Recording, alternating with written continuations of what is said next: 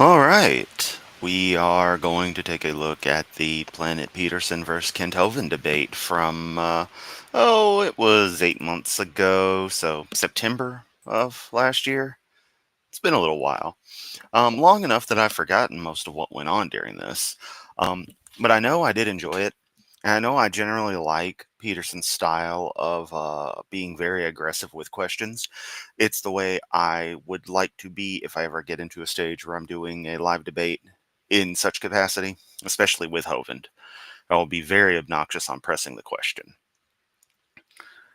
Um, I know he did two debates. Well, I have to double check which the second one is. I forget exactly the details of the first one, but I think the second one is the geologic column debate. So that's where we stand. We're going to look at the first one. It's 2.5 hours. I'm watching the video clip from Peterson's channel, 2 hours, 12 minutes. So if we do the whole thing, we are going to be here a while. But of course, if we decide to cut it early or something, then we'll just have to do a part two. It was this or finish up the James Tour Dave Farina debate. And I wanted to finish that one up, just not quite in the mood today. Maybe tomorrow. Maybe it'll be the second stream after we cover the regular Sunday morning garbage that 0645 2017 puts out. But with all that being said, let me press play. Well, let me share the screen. I always got to dictate when I'm doing that. Maximize, double check that everything is copacetic. That it is. And of course, this is pre-YouTube ban, just a few months before that. So Hovind was still showing up on Standing for Truth. And that's where we stand today. So, well, that's where we stand with this anyway. Where we stand today is completely different. Let's get to it. I'll go over that for the audience as well before we get into the first opening statement.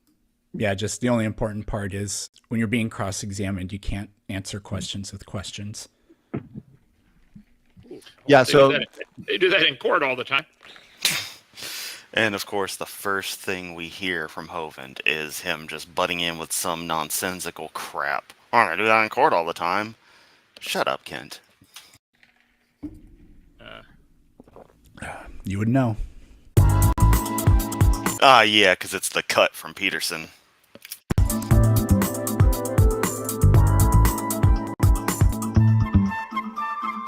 Eric, we are going to hand it over to you now. And again, you have up to 10 minutes for an opening statement. Go ahead. Thank you very much. All right, everyone, if you're somehow not familiar with Planet Peterson, this gives you a clue as to what kind of guy he is. Just even the frame. He spent big money on the custom sign. He's got those cool signs up there. I never noticed that was DNA. Cool. Is that a radio? No, that's the Earth. That's the Earth. Cool. I've noticed the guitars before. We got a Strat down there. We got not a jazz? That's a Jazz Master. Want me a Jazz Master. Got a ship. Yeah, all kinds of cool stuff in his little cave of wonders. And Peterson's general attitude and approach to stuff is pretty good. Sometimes it gets to be a little much. I'll have streams where if I'm listening to stuff at work, YouTube will just bang video after video of his, and 20 and 30 minutes of him arguing with people on the same kind of stuff eventually grates, but it's more a matter of having to suffer with him while he does the stuff rather than, any problem necessarily with him. It's the idiocy of the interoculars, as is a common case in all of our interactions online. But I'll share a personal experience that's happening right now for a little later. Let's let Peterson talk. So countless times I've seen Kent ask questions that he believes pose a challenge to evolution. Why this? Why that?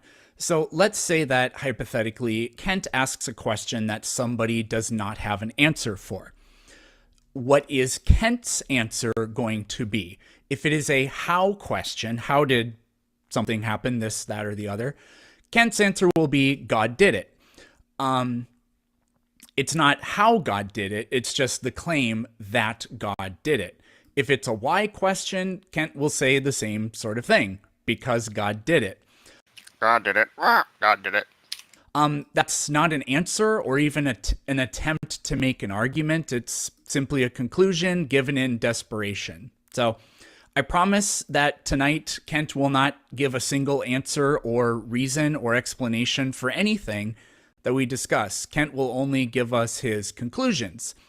Hopefully, at a few turns, if Kent's honest, he will at least say, I don't know. But the problem is the God hypothesis is fundamentally useless, which is the alternative explanation to evolution by natural selection and therefore common descent, which is the topic of our debate tonight. The God hypothesis can't answer any questions. And we know this because a God, the type of God Kent believes in, could have done literally anything. It has supposed unlimited abilities. So did God create the world billions of years ago? That's absolutely a possibility. God could have done that. What about only 6,000 years ago? God could certainly have done that as well. God could have created the whole world an hour before this debate began. Kent thinks that the Bible proves that the answer is 6,000 years and that evolution doesn't take place and every organism was created pretty much as we see them today. But that's just question begging. According to Kent, Genesis is literal, the genealogies are reliable, and the beginning of everything goes back 6,000 years. If that's true, then there must be evidence, but there is zero evidence. For example, we can see billions of light years. That's really all you need to establish that that claim is false. So it's over right there. Kent will say something like, if God created a mature atom, then he can create a mature-looking universe, but that's not an explanation, it's a conclusion. If there was a way to date the universe, and the universe is 6,000 years old, then the only acceptable answer is 6,000 years. But since that's not what happened, now what we have to do is invent from nothingness the claim that God just did it that way and created a very young universe that is billions of light years across. And there's no evidence for that. It's just that Kent has to say that because that's the only way to preserve the conclusion that he already had. It's not an explanation. It's not an argument. It's not predicated on evidence. It's just an assertion. Now, I said all of that, but I don't want this topic is not about, the age of the universe or anything like that. I only draw out that example as a way to explain the problem that we have here. So tonight, I hope that we only talk about biological evolution from this point on. I just give that example to illustrate the fallacy in Kent's reasoning. So at no point tonight do I believe that. Yeah, Nick, my goal is to pretty much catch up on everything before he kicks the bucket. No, it's really not. It's just a matter of I might as well go through these things because for some reason it's become my responsibility to dissect everything. Although if I do run out of content, that would be pretty incredible. And if only I could devote that much time and energy to other projects. That Kent will use data to support what he believes in, apart from claiming that frogs give birth to frogs, as if that disproves evolution, which it does not. At no point will Kent be able to give an explanation for how or why God did anything. So it's just literally useless, whereas evolution has made successful predictions and has passed every single test that's ever come up. And we even use evolution or the concepts, the principles of evolution today to do things like groundbreaking medical research. So it's incredibly useful and important. A lot of science, such as gravitational waves, is pretty much incomprehensible to almost everybody, but it's only flat earthers that say stuff like it's fake. Kent has no problem with much of science, maybe even most science, but he claims evolution isn't science. It is, it's just that he has to say that because the evidence is overwhelming. Evolution, genetics, paleontology, geology, these fields all operate in accordance with the exact same scientific method that any of you watching, myself, or Kent, we all take for granted all the time. Like, I don't even know how a microwave or a computer or a cell phone works, but I don't. Gotta stop for a little while to verify, fair use and all that jazz, as much as I'd love to let Eric just go through his whole thing uninterrupted, but he absolutely killed it with this intro.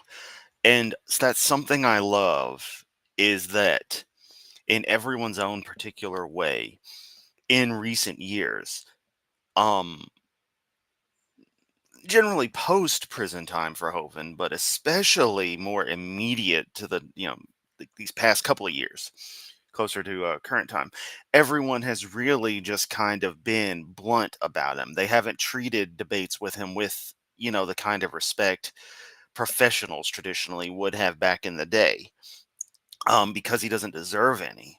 So calling Kent out directly on stuff, up to and including Grayson, and his straight up explanation of it being a cult, which we will do a proper look at, by the way, at some point. Um, it's just beautiful because it shows that everyone's just plain tired of this old clown. You tried to give him an honest debate and he does his little crap, and eventually everyone realizes there is no way he's going to actually behave, proper in these things to have an honest discussion. So why bother being polite in it? You can still be proper, but, strike where you need to. Don't go around assuming that it's magic or claiming that it's fake or anything like that. Kent will call these things religions, which is just it's almost too stupid to even deserve a response. But what I will say is that these fields of science, they make zero appeals to the supernatural. So not only are they not religions, but they by definition can't be religions ever. And then the final real quick point is that Kent actually believes in evolution, and Kent believes in natural selection. Because Kent believes that thousands of years ago, an event that wiped out almost all life on Earth happened. And then today, all of the species we see today, which were not present on that arc, are the result of evolution and natural selection. Now, we disagree about how far it goes, and today we will be going over the evidence. I'm sure in Kent's cross-examinations, he'll be asking questions where that evidence will be relevant and get brought up. But for now, that's where things stand. That's my opening statement. All right. Thank you very much, Eric, for that opening statement. Everyone give a nice golf clap for Eric and his beautiful introduction there. Seriously, it was great. Now for Hovind to shit the bed. Our first opening statement for tonight's debate. For anybody in the chat just joining us, we will be doing an audience Q&A once we're done with the main portion of tonight's debate. So please, if you do have a question, make sure you're sending those in. Challenges, objections, perhaps as well. We'll interact with those. Okay, Kent, we're going to hand it over to you now, and you have up to 10 minutes for an opening statement. Go ahead. Well, thank you so much. Tonight we're going to see that we live in two different worlds. There's the real world, things we can observe, study, test, and then there's the world of imagination called Planet Peterson. We've already demonstrated some of that tonight in his opening. He has a wild imagination, and we shall see. In the real world, cows have baby cows. That is what we call science. It's observable, it's testable, it's demonstrable. That's the definition of science. On Planet Peterson, cows came from an amoeba over billions of years with slow, gradual changes that you have to imagine happening long ago. We never just gotta immediately start running his script. That's all he's got. Observe an amoeba produce anything other than amoeba, but he thinks an amoeba slowly, over billions of generations, changed into a cow and everything else. Today there are, in the real... No, he doesn't, Kent. We've explained this to you. Oh, there it goes doing that thing again. This is why I need a new mouse, people, because my left button double fires regularly. World, 450 breeds of cows that farmers recognize, 4 different basic types, dairy, beef, dual purpose. Probably all the cows had a common ancestor called a cow. See, in the real world, somebody with the time and interest could probably make a family tree where all the cows came from an ancestor, which would be a cow. But in the imaginary world of Planet Peterson, cows are related to frogs and fish and kitty cats, and they're all related. On Planet Peterson, hoofed animals like cows are related to butterflies and bees and frogs. Kent. Evolutionary theory demonstratively shows that all life, in effect, has... I use this vaguely a common ancestor. The very simplest life appears to have been intercompatible with other specimens of it, just by nature of being as simple as it was, being just self-replicating molecules in effect, to a point where everything can trace an origin back to that. All life is related, just like every leaf on an individual tree is part of that tree. It is, as your thing says, the tree of life. It all nests down. But if you really were to draw it out, it looks more like a kind of bush, kind of circly thing. If you organize it real well, it's pretty wild. But in simplified forms, the tree analogy makes sense. All life is related. To constantly blather on about this, that, and the other related, yeah, it's all related. Doesn't fucking matter. Keep on with your damn script. You don't have to sit there and beat the dead horse 1,000 fucking times because, of course, it sounds like some absurd crap on your end when it's absolutely fucking fine scientifically. But, of course, because it doesn't agree with Magic Book, you reject it as science because you're a petulant child who can't accept reality. This is the imaginary world that he lives in, folks. These charts that they make, these family trees, are pure imagination. It's fun, boys and girls. Just imagine. On planet Peterson, all you have to do is imagine slow, gradual changes in the gene code. And you can change an amoeba to a cow and a butterfly and a frog. Just imagine. That's all this is, folks. It is certainly not science, what he believes. Okay, it's a religion. See how easy it is? Turn an amoeba to a cow? Just imagine it. Okay? Boys and girls, on planet Peterson, we don't waste a lot of time trying to find a scientific answer to where our planet came from, or where time came from, or space, or matter, and all energy came from, or how that first amoeba just made itself out of the rock soup. He wants to bypass all of that. Those are essential steps for his religion to be. It's not a religion, and once again, those are different fields of science that have some overlap, but there are distinctive boundaries within them. At a point, you are no longer in anything that is evolution, and you are strictly into abiogenesis, to basic organic chemistry.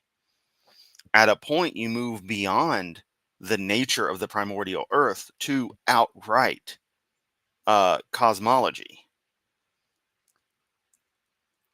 Evolution only deals with the nature of life, insofar as it clearly seems to constantly change ever so slightly. And these sequential changes seem to add up where they prove to somehow not be a detriment to the organism, to the population, I should say. But again, I'm beating a dead horse here my own self because you never listen. I mainly just say this, not even for my audience, and I doubt anyone, of your Hovindites are going to be watching stuff, mainly for myself, to sharpen my articulation of these points. Primarily for if I do encounter you on July 6th, so that I will do to you much the same thing that Dave did to James Torr. Be considered as part of science. He wants to skip over all that. I have to assure you, he will skip over tonight, okay? We only focus on planet Peterson on how the first amoeba slowly changed over billions of years into the amazing plants and animals we have today. It was not an amoeba, you fuckwit. It's fun to just let your imagination run wild. In the real world, millions of hours of scientific research has led to the conclusion that there seem to be 700 varieties of butterflies in the world that have been grouped into 27 basic kinds in a family tree. Yeah, the actual tree of life looks a little bit more like that cladogram of moths. And whether or not those are all butterflies or it also includes particular moth species or what's commonly known as moths is irrelevant because butterflies are moths. They are a subset of moths. And I love that. And that has caused me to appreciate moths far more than I used to.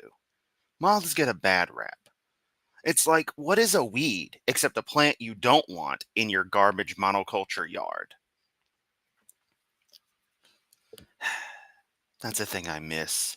Having a lawn where I would intentionally not to trim certain areas so that the grasses would grow natural and a small tree would start to shoot up.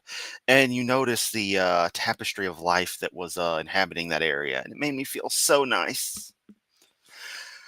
And now I know it's just a monocultured hellscape, because of course it is, because suburbia.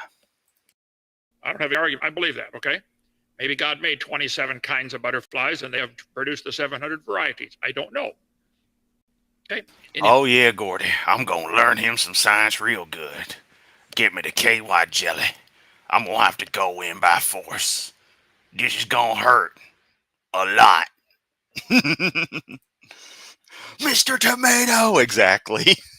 Exactly. And I love the other day when he brought me up, he still said tomato again. I don't know if he just thought to do that, or if he actually remembered that he called me Caruso Tomato originally. And I do want to thank him for the tomato nickname, and that we have fully embraced it. Oh. You can't hurt the spirit of what's already dead inside, Kent. The imaginary world of Planet Peterson, these variations in butterflies. My timer, brother, didn't start. Well, okay. Okay, that was just funny. It's like, oh, my timer didn't start. That amused me. Let's watch that bit again. He's on a roll, and then he's just like, wait a minute. Okay. In the imaginary world of Planet Peterson, these variations in butterflies. My timer, brother, didn't start. Oh, well. I'm not laughing at him. I'm laughing at the situation. That's just genuinely funny. He's like, oh, hang on. Oh, it's a moment of normalcy from Kent Hovind. Okay. These variations in butterflies is proof that they're related to humans and frogs and sharks, and they all evolved from an amoeba. See, in his imaginary world, everything's related. Eric, tell him later on, do you believe you came from an amoeba over billions of years, generated, and you're related to a frog and a butterfly? It's fun, boys and girls. On Planet Peterson, all you have to do is imagine slow, gradual changes in the gene code and mutations. And you can change an amoeba to a human, a butterfly, and a frog. It's easy, nothing to it.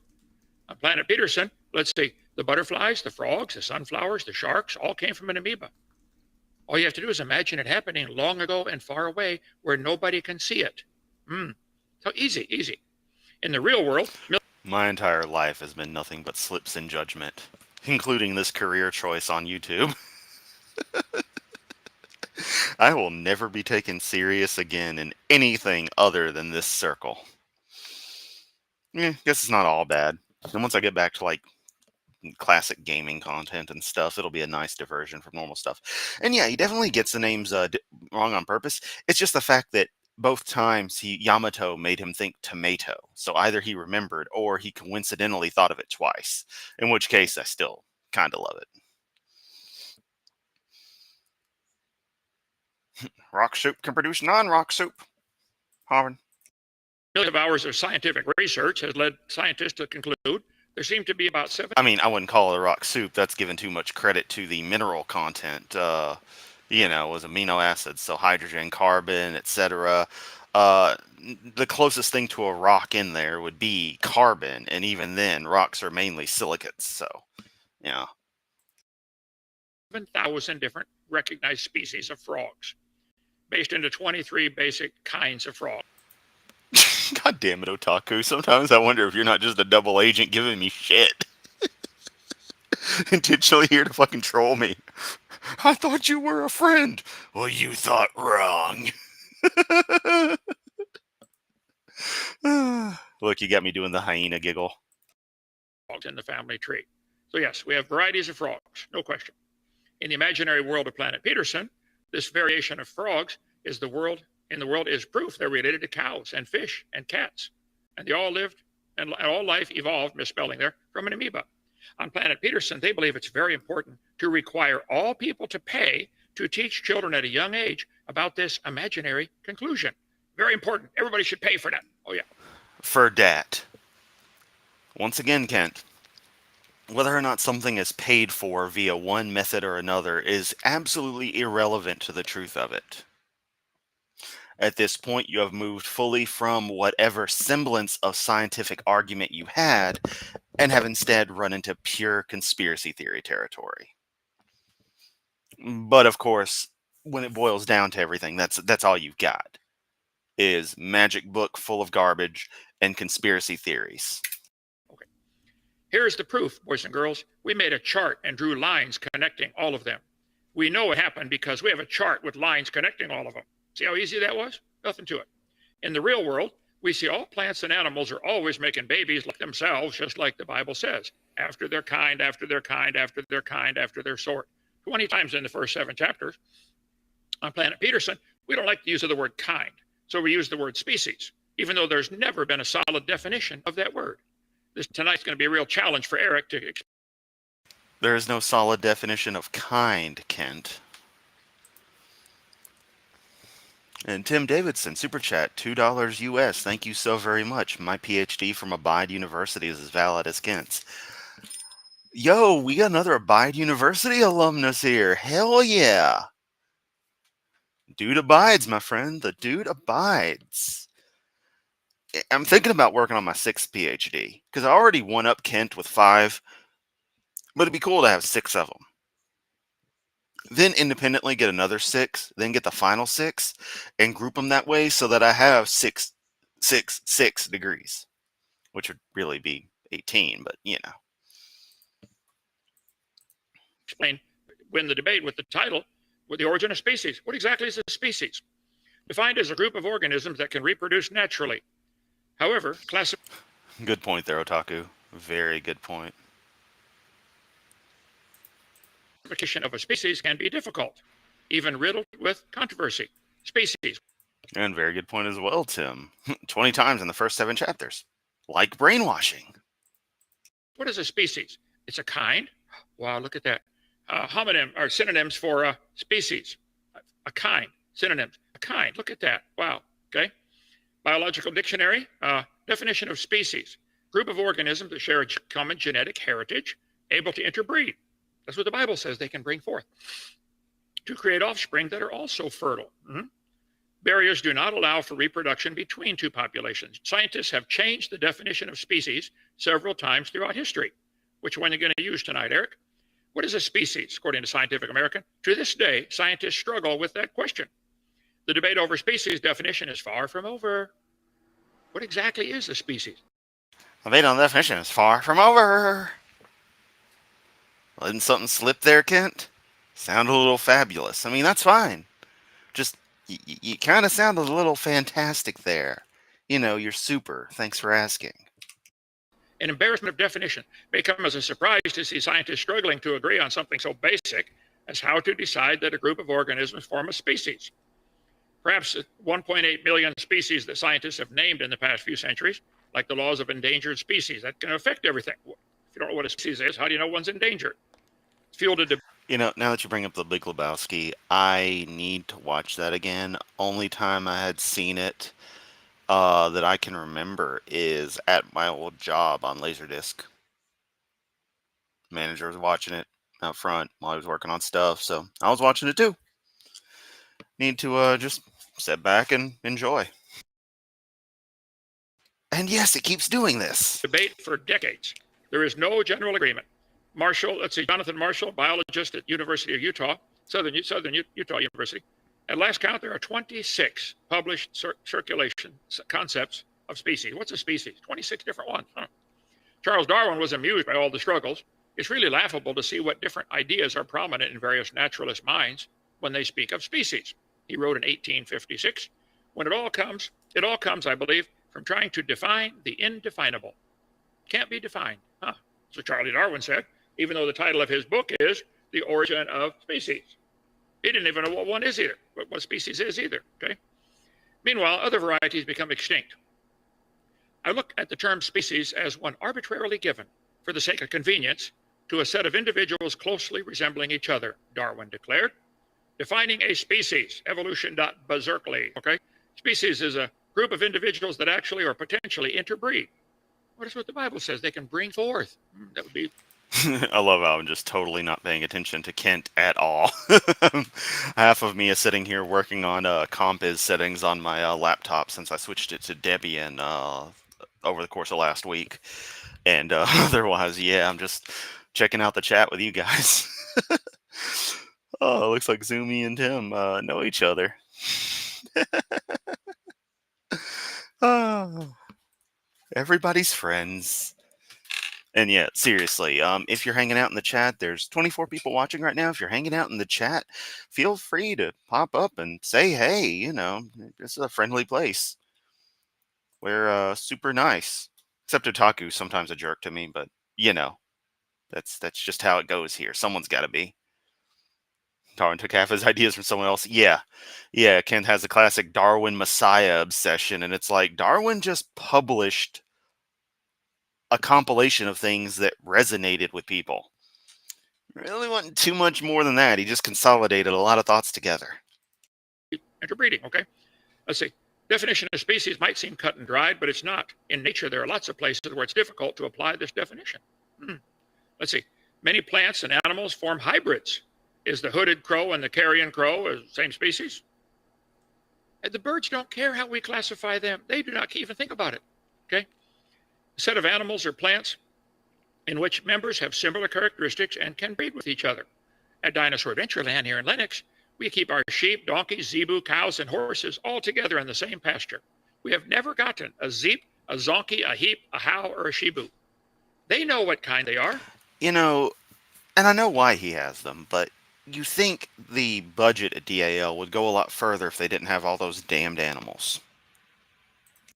And they show no interest in mating with each other, any other kind. That was fun. They know. See, species, Stanford Encyclopedia. The nature of species is controversial in biology. Biologists disagree on the definition of the term species. Philosophers disagree over the ontological status of species. What is a biological species? Kent's explanation for ring species. It's still a squirrel. It's still a finch. It's still whatever kind it is. First glance, it seems easy to answer. Homo sapien is a species. So is Canis familiaris, dog. Many species can be easily distinguished. Biologists offer over 20 definitions. Oh, God, we're getting the whole crew here. Hell yeah.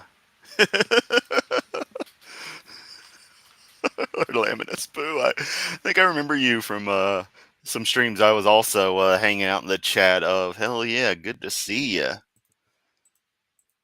The term species. I mean, always good to see everybody. Britannica. There are over 20 different species concepts. What is a species? The most important concept in all biology is a complete mystery. Whoa. A koala bear isn't a bear, it's a marsupial. The basic idea is very simple. The certain groups of organisms have a special connection to each other. So what even is a species? The truth is, we don't have any idea. The Bible says kind, so what's a kind? Well, if they can bring forth, I'd say it's probably similar to species in most cases, but it doesn't matter. The animals know, okay? A group of living organisms consisting of similar individuals capable of exchanging genes and interbreeding. That's fair, reasonable. The dog cannot interbreed with the cat or the cow or the pine tree. So what's the definition of species? Look at that. Kind. The second one over there. A kind or a sort. Wow. The second one over there. Talk like you got some sense, Kent. They're using that to define Midwest country-ass bumpkin. species. Defining species. Group of individuals that actually or potentially interbreed. Berserkley says, understanding evolution, that's the definition right there, okay? While this system of classification has existed for 300 years, it's constantly evolving. They're still changing it. Now, a radical shift in the grouping of organisms occurred with an addition of what he's getting to here, or with the addition of what he's getting to here, of science changes, therefore it's unreliable. Even though that's what makes it reliable. The fact that everything gets refined and constantly improved as far as our understanding of reality goes. with the development of DNA. Now we can really change them around, okay? Doesn't make any sense to abandon the idea that they bring forth after their kind. In New Zealand, there are projects about the kiwi and the Tatara DNA revolutionized the way we think. and their closest relatives. You think that humans are related to a banana because of similar DNA? And be careful about that word. Okay. On our current classification system, 2024, there are still disputes about how plants and animals should be classified. It doesn't matter. 20 seconds left. They know what kind they are. Fucking hell. I was like deep in a thing, and him saying 20 seconds left like startled me. And they seek to mate with their own kind. They don't care how we group them. Our cows show no interest in mating with the sheep or donkeys or squirrels. They don't even know what they look like. Good point. Talk like you had some sense. The man would never speak again. That's the idea. Penguins must not know very well since they mate with the ground. Ground's kind of sexy sometimes. And he poured in a storm. Tish's name is aimed to cook bovine. Yeah. What are all these extra people? All these new names? Oh, it's so nice. Y'all are awesome. Welcome. Enjoy. But they know what to look for in a mate. So on planet Peterson, we have no rules, boys and girls. You can do what you want, be what you want. You can be a boy one day and a girl the next, or even explore all 57 genders. You can even have fun mating with your dog if you want. There are no rules. Jesus fucking Christ, I forgot he said that. Oh, you probably did, Kent. Good fucking God. Let's just note that he just accused Peterson of bestiality. What a real class act you are, Hovind. You wonder why people like me exist and do the things we do against you. One day, you just finally have your limit with this clown and decide, I'm going to criticize Hovind. And for some reason, people watch you. And then you find out you're helping people deal better with their own traumatic upbringings, including that of being exposed to and raised on the content of Hovind. And then you realize you've got kind of a goodwill mission to provide, if not entertainment, at the very minimum, up to and including some kind of therapy for those who need it. To know that it's okay to criticize you. It's okay to criticize religion. It's okay to criticize stupid ideas. And when you have stupid ideas involving religion, that should most definitely be criticized. This is Planet Peterson we're talking about tonight. All right, go for it. All right, Kent, thank you for that 10-minute opening statement. Gentlemen, that concludes our opening statements for tonight's great common dissent debate. We've got now plenty of points on the table to engage and interact with in a cross-examination, 20 minutes each. And so, Eric, we're going to hand it over to you. Honestly, cross-examination style debates are my favorite. This stuff I love. Everything else, not so much. But this, the back and forth with rebuttals and stuff, forget it. This is the real meat. This is where actual debate happens. Restart the timer. And again, we are into a couple rounds of cross-examination. So Eric, kick us off. Go ahead. Yeah, before I do that, the moral grandstanding at the end there. So tax cheats, wife beaters, and people that let convicted child molesters share a cabin with 11-year-old boys. Oh, yes. Oh. And then Donnie's got to defend him, and of course Kent just claims ad hominem. At their park. Ad Don't get to hominem. morally grandstand. Ad hominem. I knew he'd do that, Don. He can't do anything else. Go ahead. Okay, Eric the and truth? Kent, you both got your points in there. So let's... $2 super chat from Lord Illuminous Pooh. It's gonna take a while before I don't stop giggling like an idiot when I say that name. For $2, petition to rename Dunning-Kruger to Hovind Powell. I'd sign it. The Hovind Powell effect. now get right into cross-exam on the topic of common dissent. Go ahead. Okay. So you talked about the cows earlier, Kent. How do you know that those cows are related? You had like a cow family tree. How do you tell that? Oh, the burden of proof's not on me to have to prove it at all. I believe they are. I admit mine's a religion. You will not admit yours is a religion. You believe cows are related to butterflies. So don't you, the Eric? question was, how do you tell that the cows are related? Enjoy, Zumi. I don't have to tell. I think they all look the same in the meat locker. It's a skin color. I think all No, of human history Kent, would we tell can us that scientifically test to what degree things are related. And I know that you know how to do that. So how do you tell? I don't worry about it.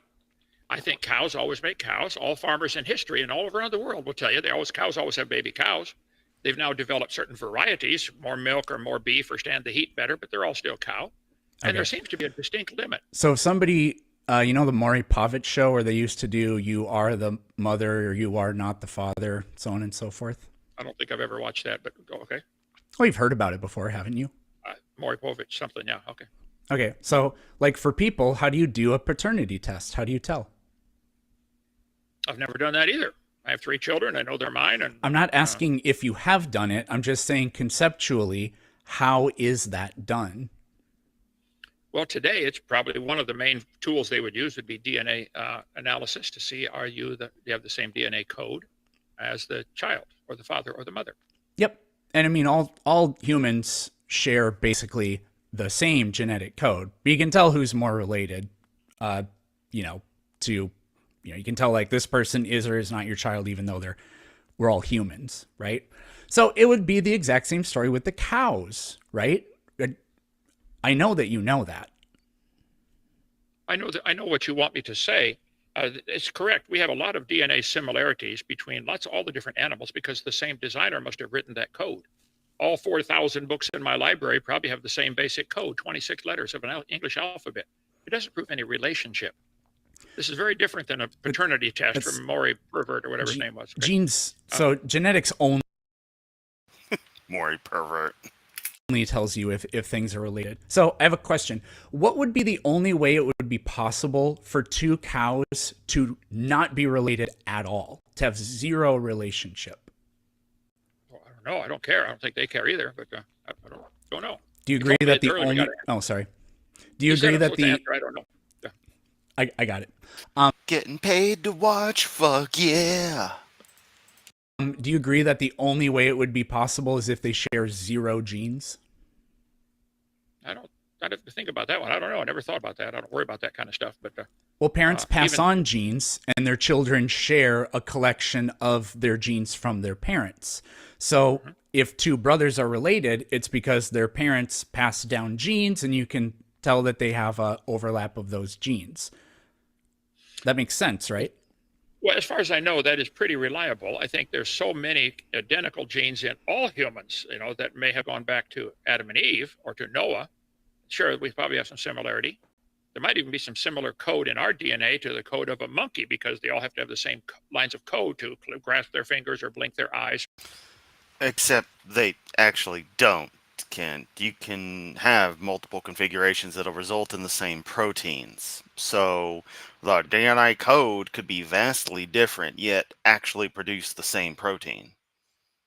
If it happened to have been the same way. And the fact that it can be means that an intelligent designer, creator, what have you, could have done that simply because they chose to.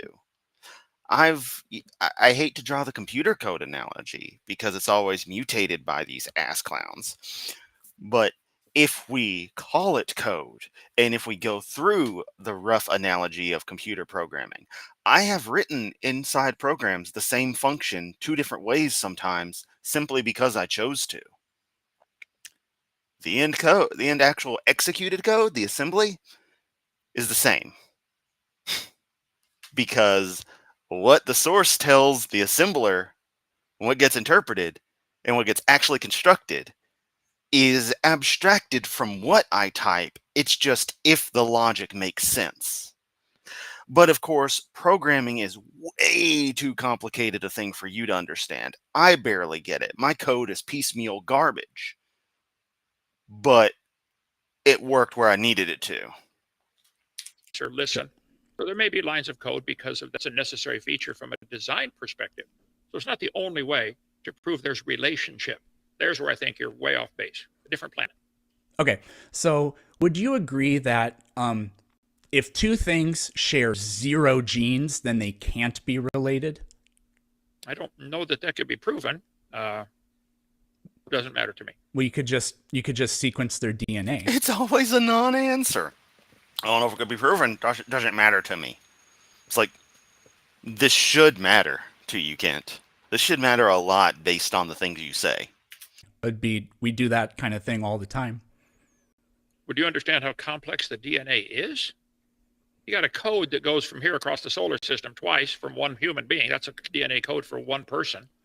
I don't think we can sequence all that. I don't think it's ever been all sequenced.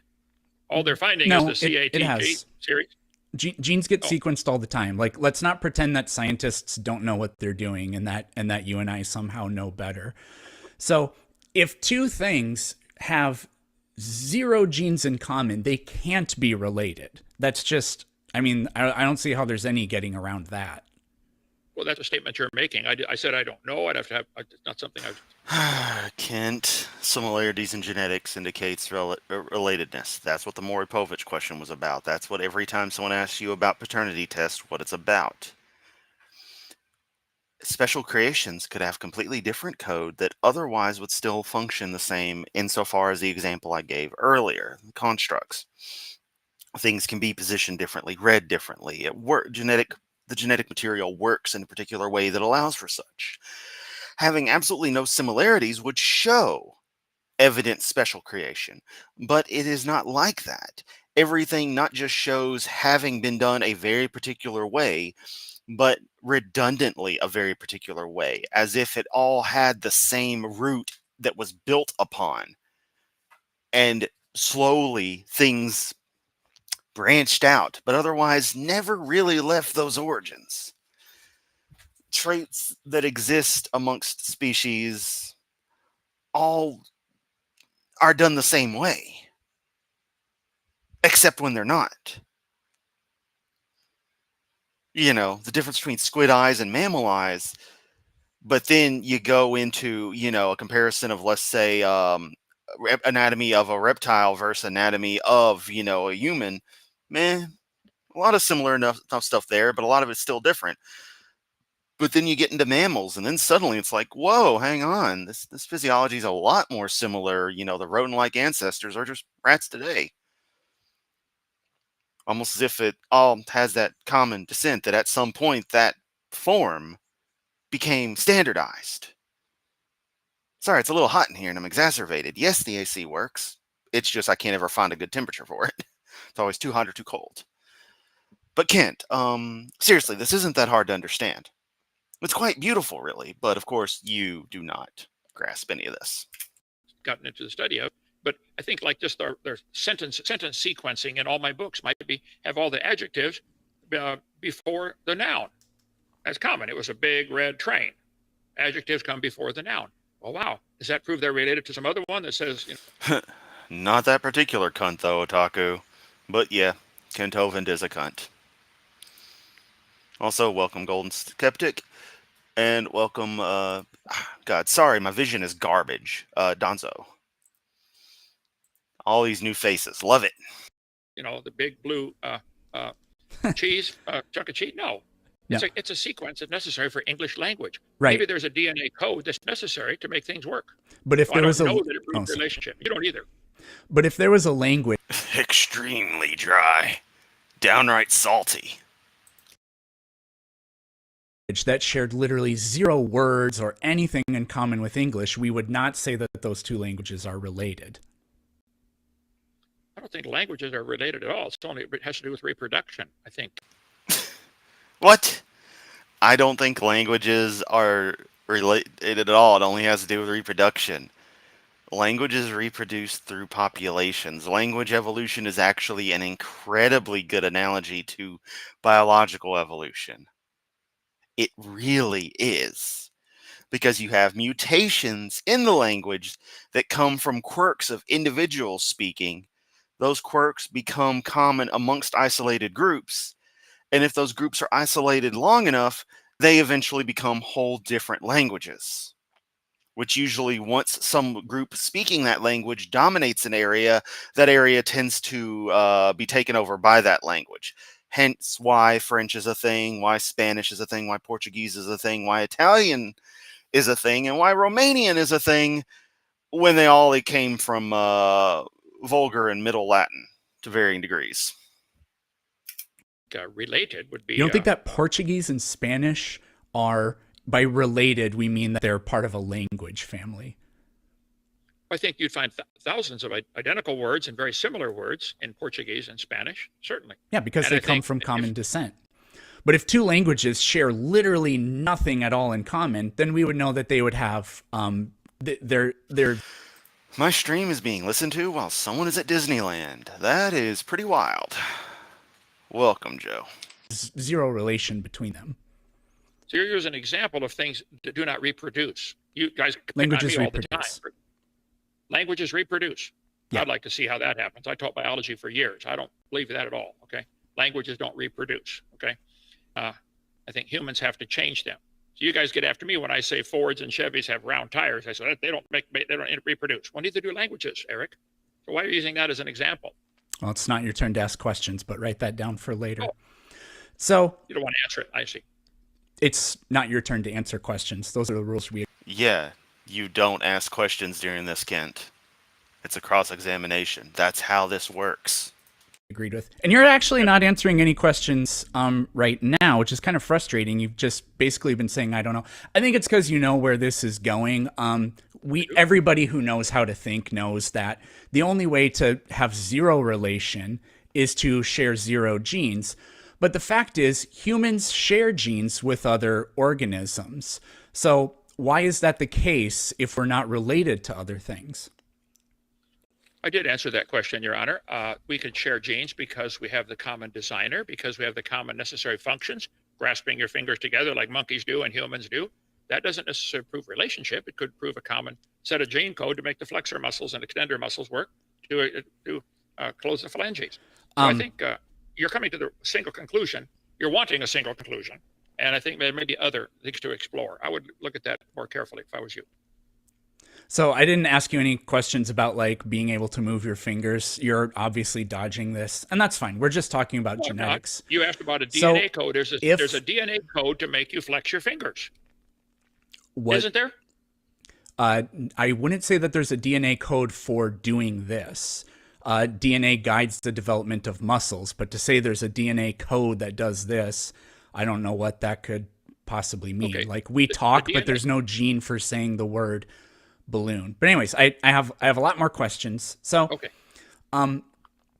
If you think that the gene overlap is because of common design, then why did God design us in a way that's indistinguishable from the evidence of evolution, i.e. that we would share genes? Because we know that passing on genes conveys relatedness between things. I don't know that we know such a thing. You're making a statement, an assertion that I don't think has been demonstrated. I think you agreed to it, paternity tests and all that kind of stuff. That's exactly what that paternity tests are usually pretty accurate, to my knowledge, to determine who the parents are on Maury, what is his name, pervert, whatever. So I think that that may be, but there's other explanations. I would be willing to bet every human being on the planet has DNA code that matches. You might even find DNA code in a human that matches a carrot. Yep, something you wouldn't find if humans were specially created. Also, regarding Disney and such, you could not pay me to go to Disneyland or Disney World. I have no desire to go whatsoever. It sounds like absolute hell to me. So, Kent, the question was, why did God design the DNA code this way? Oh, I have no idea. Okay, that's what I was talking about in my opening statement. Okay. Do you think God designed animals to live in the water? It looks like it to me with all the fish and octopus. Quite a few animals live in the water. They look pretty well designed to live in the water.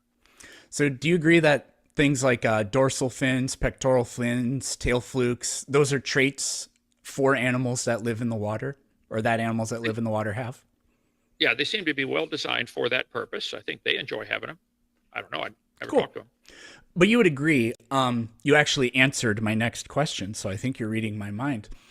So I can skip that. But you agree that in organisms, its features, phenotype, you think that that's sculpted by genes and how those genes are expressed, I would assume, right? Right. I think the genetic code tells that body how to develop from an egg and a sperm into the full-grown animal. It's following a very incredibly complex code, way too complex to have ever happened by chance. Yep. And you think that those genetic similarities that we see between organisms, that's caused by the common designer too, right?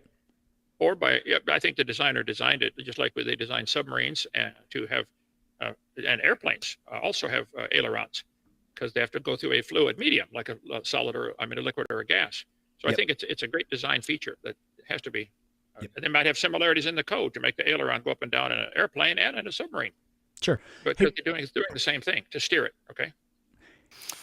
There's going to be similar properties due to physics, but you can construct them out of vastly different materials and do a lot of individual nuanced pieces of it differently. Which is, again, something you'd expect if things were specially designed. Hey, Donnie, where are we at with the time right now? Sorry.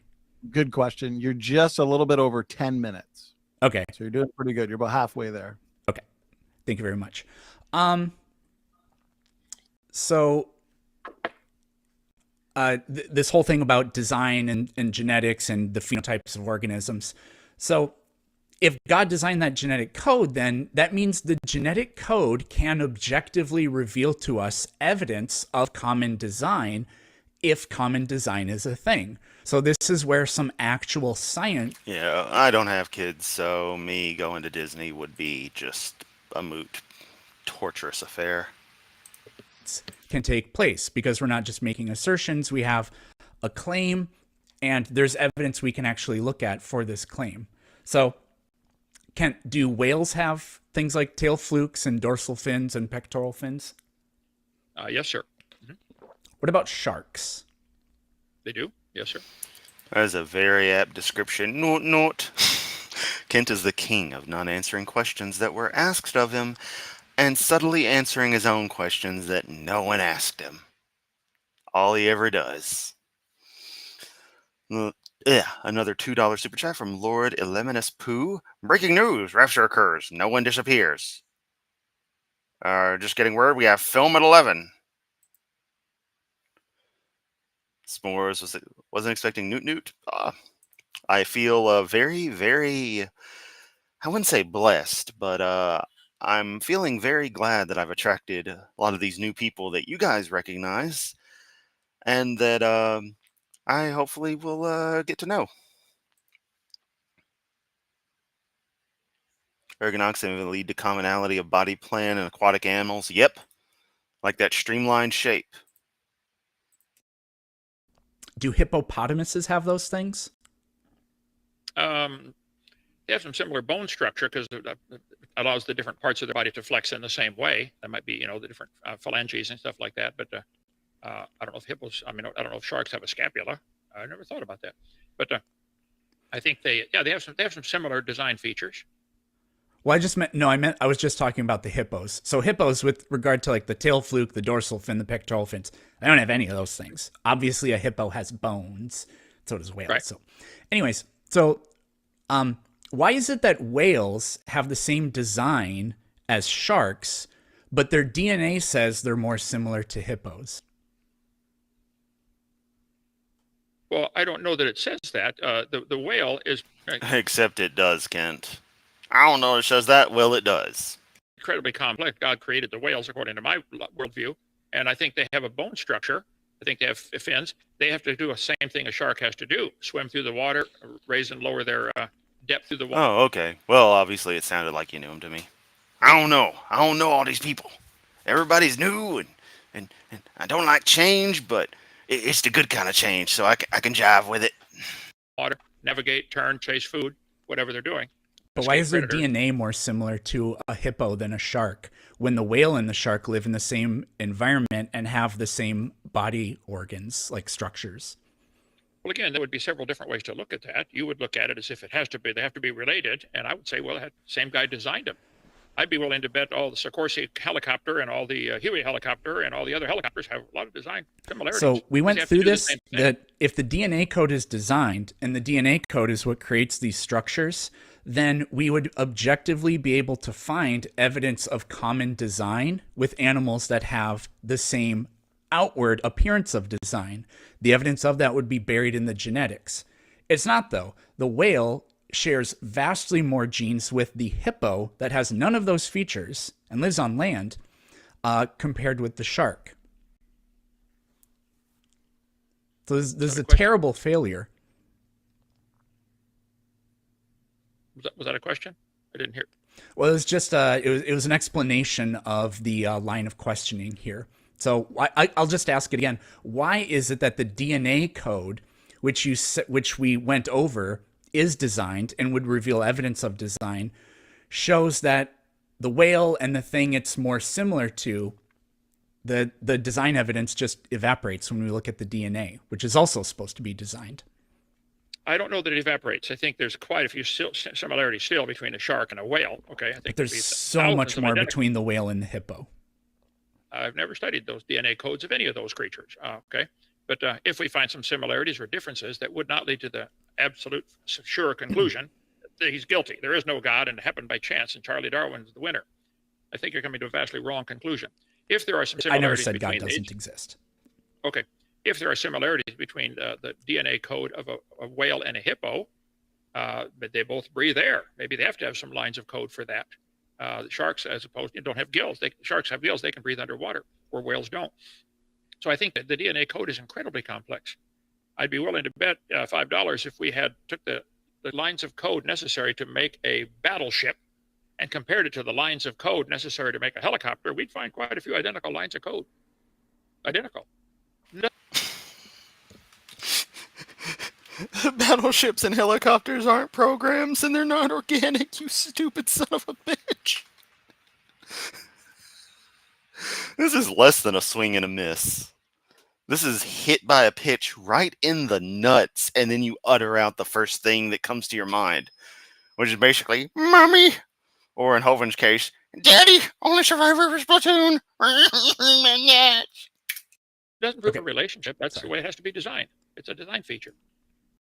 Okay. I mean, we could go into that more, but I have a lot more questions, and I don't want to run out of time. How many animals do you think were on the Ark? 2 of each kind. And then there's that's not an answer to how many animals. 7 pairs of some of the other ones, right? 7 of some, right? Yeah. Okay. So how many animals do you think that would be? The current wild guess by a group called the Bearmanology website. Bearman means kind in Hebrew. They claim there were probably about 8,000 kinds of animals on the Ark. They have now diversified into the 167 varieties of ducks that we have today. Natural selection has caused them to diversify. Some can handle cold weather better. Some can handle hot weather. Some like different environments. But it can only select from what's already available. So I think that I have no idea, but I would guess if I had to pick a number, I'd say probably 8,000 kinds of animals, and they have now diversified into maybe even there's no definition of species. And we can even double that. We can more than double that, and just say there are like 20,000. Just to if we want to be crazy about this. There's another reason Hovind should debate me. I am both a rocket surgeon and a brain scientist. How long do you think it took those species that were on the Ark to become We've documented well over 1.5 million species today. There's probably a lot more than that. But how long do you think it took them to become the millions of species we see today? Does that millions of species today include all the fish? Because they didn't have to go on the Ark. Where'd you get that number from? The vast majority of species we've documented are insects. So we can take the fish, and that's only going to be tens of thousands, maybe near 100,000. But sorry. Well, God told Noah to bring those on land in whose nostrils is the breath of life. Insects don't have nostrils. They weren't on the Ark either. They can survive on floating vegetation, floating carcasses. So of the land-dwelling, air-breathing animals, it would take probably about 8 or 10 or 20,000. Yeah, I agree on both points that you and Otaku made, Princess Bleh. Kent definitely didn't learn about this stuff, but you think if he cared, he would keep current. Tail gunner in the space shuttle, kick ass. What you got, like 27 Purple Hearts when we had to take down Mir? Yeah, it wasn't a controlled descent. We had to knock that joker down. Nah, actually, the deorbiting of Mir was an absolute tragedy in my eyes, but you know. really do have a helicopter commercial license. Wow. That's pretty fucking awesome. If we ever meet up, I'll have to go for a ride if we can get something set up. I like helicopters. I like aircraft in general, so yeah. But see, to say those 20,000 turned into let's pick a number and say there's even 500,000. Yeah, in case you're new here, my brain don't work right half the time, so a lot of times I just say the stupidest crap, but it all comes from the spirit of being funny or trying to be. So, you get used to it. Laugh if you want, or tell me I'm stupid in the chat and leave. It don't matter. Still smarter than Hovind. And again, there's no definition of species. Okay? Right, But Ken, I hate to interrupt. To address the species thing, because I might as well since he's brought it up, and it's been a while since I've had to say this, the multiple definitions of species exist because sometimes classifying specifically one species versus another of organisms can actually be difficult due to the vast variations that we have in life, whereas a definition of species for a mammal might not go so well for fungi. And so sometimes you have to come up with a little variation to the definition, a category to which they can be classified, something that's more specific to this type of animal, so that classification and speciation can work. But I only have so much time. So the question is, how long do you think it took those 8,000 species to turn into the many, many, many hundreds of thousands of species we see today? 4,400 years is what the Bible says what dates would be. Okay, so why is it that a few thousand species can turn into millions of species in a short time, but the idea of that happening over hundreds of millions of years is somehow not possible? Well, we cannot observe hundreds of millions of years, okay? And The question is, why is it not possible? Well, first of all, it's not possible to have the hundreds of millions of years. There's lots of ways to prove the Earth cannot be that old. There's not. No, there's no ways to prove the Earth can't be as old as it is. Everything is explained immaculately, and you guys just, as always, lie. Try to make it seem like the Earth can't be millions of years old. But or billions. But even if it wasn't, you still get stopgaps at hundreds of thousands of years. So even your own model still doesn't work. This debate tonight, I do that on my video number 1. It can't be billions of years old for lots of common sense reasons. Plus, we never see, what we've seen is 167 varieties of ducks. The question is, why is it not possible? Not what have we seen? Why would it be impossible? Well, there are barriers. There are certain barriers that animals reach a barrier, like the dogs. They got a 4.5-inch dog and a 44-inch dog. But there's a limit. You're not going to get a 5-mile tall dog or a half-inch tall dog. There are half-inch tall creatures. Because those are limits based on physics, Kent, as has been explained to you 1,000 times. Insects by the millions, okay? And you guys don't admit there are limits to the variation. That's why you live on a planet with imagination. You can imagine these little changes. None of them died? Or no, they carried all their loved ones to Australia so they could give them proper Christian burials. Yeah, that's why. Because by the time they made it to Australia, Jesus had already came. There were no kangaroos in Australia until 14 AD. Yep, that's my explanation, Hovind. I don't know. I forget exactly what his and other apologists' excuses are. I know there's something they've got that they think is good, but I forget what it is because it really doesn't matter. Changes going for If you would truly think we would find remains all through of all these creatures, then we don't. Well, you and SpongeBob can get a room together, but that's not science. So, again, why is it that we can just take one kind of animal that was on the ark or whatever? Like, why can one animal turn into the hundreds or maybe thousands of species of that animal that we can see today in just a couple thousand years, but more extreme changes are impossible? Well, the science deals with what we can observe. We've observed humans being able to manipulate the gene code or selectively breed and develop new breeds of cows.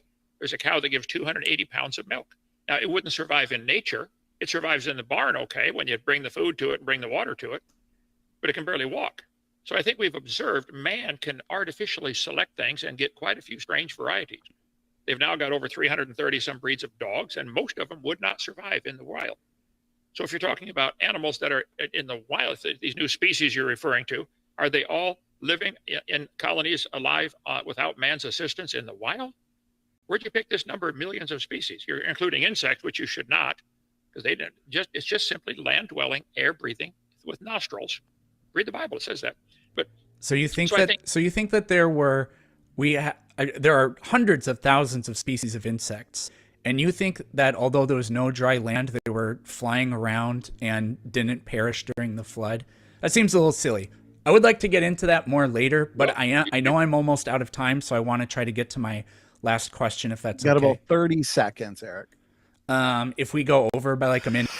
I want to point out the reminder that in all these debates, Donnie's got to have himself on screen the entire time, and it seems really, really pointless to just waste the time and bandwidth. Why are you on screen? There's no need for you to be on screen, and yet you've got to be on there the entire time, when you could maximize it to these two. Just a little better. They'd be more centered, but oh, that would block your crappy graphics there. But, you know, who am I to judge? Oh, right. Forgot. But seriously, I always find it weird that Donnie's just floating around in here. And honestly, one of these days, I want to download a bunch of debate videos, zoom in on him there, speed everything up, and just have like a super cut of just the awkwardness of him just existing there as things go on. I just think it'd be funny. Is that okay? Yeah. We're flowing good, so no Yeah. problem. That's okay with you too, Kent? Oh, yeah. Okay, thanks. So humans, we have the gene for making vitamin C, but it doesn't work anymore. So why did God give us a genome that has dysfunctional parts? I have a car that the radio doesn't work anymore either, but I don't think Chevy made it that way. I think they made it to work, and it just something broke over time. I think we're looking at man today as a great grandson of the original. We're a copy off a copy off a copy. I think it's amazing anything still works with this incredibly complex gene code that you can pass on in an incredibly fun way to your next generation. So I think that's evidence of great design. That it doesn't work is evidence of great design. I would never intentionally build something that I know is going to break. So you've kind of sold your God out just now. Are you claiming that Adam and Eve could make vitamin C and now we can't? I don't know. I never met them. I'm going to meet them one day, but I suspect that they could. But see, is there any evidence that they could? I don't know. They lived to be 900. Must have done something right. So you have no idea? I don't think anybody does. How could I know? How could I know if Adam and Eve could make vitamin C? How am I supposed to know something like that? Do you know? I don't know. That's the problem with. Okay. Well, they certainly didn't exist, and that's the problem with your worldview. And this is what I talked about in my opening statement. We have either incredulity, or I don't know, or just nothing. Weird metaphors about cars with radios, I guess. So I went slightly over my time. We can pick up more of this later. No worries. That was good. I liked the way that flowed and the fast-paced nature of it. So very good. A lot of fun. Now we're going to transition, and a couple of those points you guys were talking about at the end there, Eric, like you said, you can pick up on that after Kent's roughly 20 minutes now.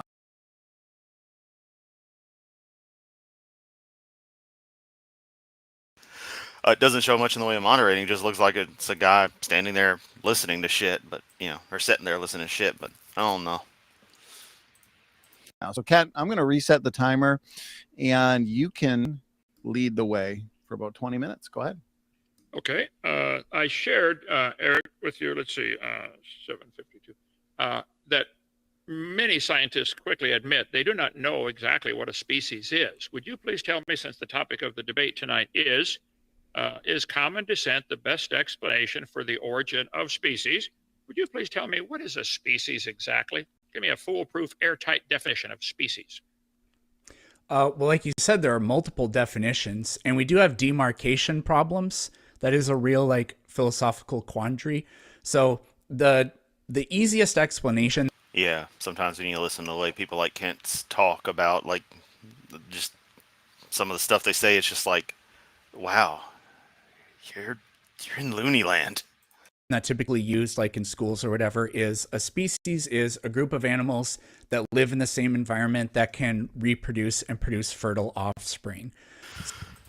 Princess, real talk, they say it's because we live in a fallen world and it's sin and evil, and God, of course, does nothing about it.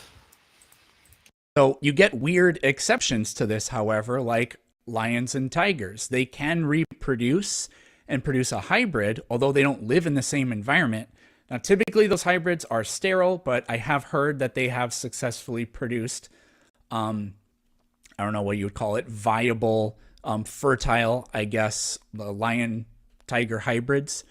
Hybridization is also common in the plant world as well. So plants that can be wildly different end up having some sort of hybrid compatibility. Okay. Would you agree that the example you gave, the lion and the tiger, are both considered in the cat, we'll call it family for lack of a better word, kingdom, phylum, class, order, family, genus, species? They're both in the cat family, right? Yeah, the Felidae, I think that's a family, yeah. Okay. I don't speak Latin, the dead language. So is because we can see that Peterson desperately wants to say something there, but he's holding back. Like, the thing is, Kent, that's the verbiage we use. Those are the words we use to classify things. We choose to do it in Latin because why the hell not? I guess I don't exactly know why, but it's perfectly fine. So to discredit it, to just say whatever to it, shows your lack of giving a flying fuck for taxonomy, which is funny given that y'all will oftentimes use taxonomy like you're trying to do here with the cat thing to show kinds. two in the cat family hybridize.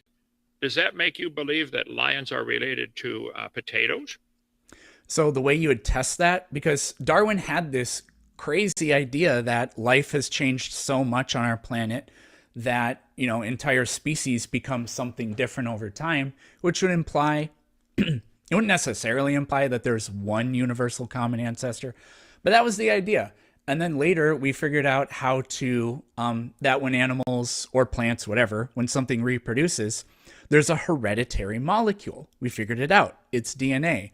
So then in the 20th century, it was time to see if evolution would pass this test. If we can see that there is relatedness, and specifically a hierarchy of relatedness, mammals should share more genes in common with each other than they do with any other group of animals on the planet, so on and so forth.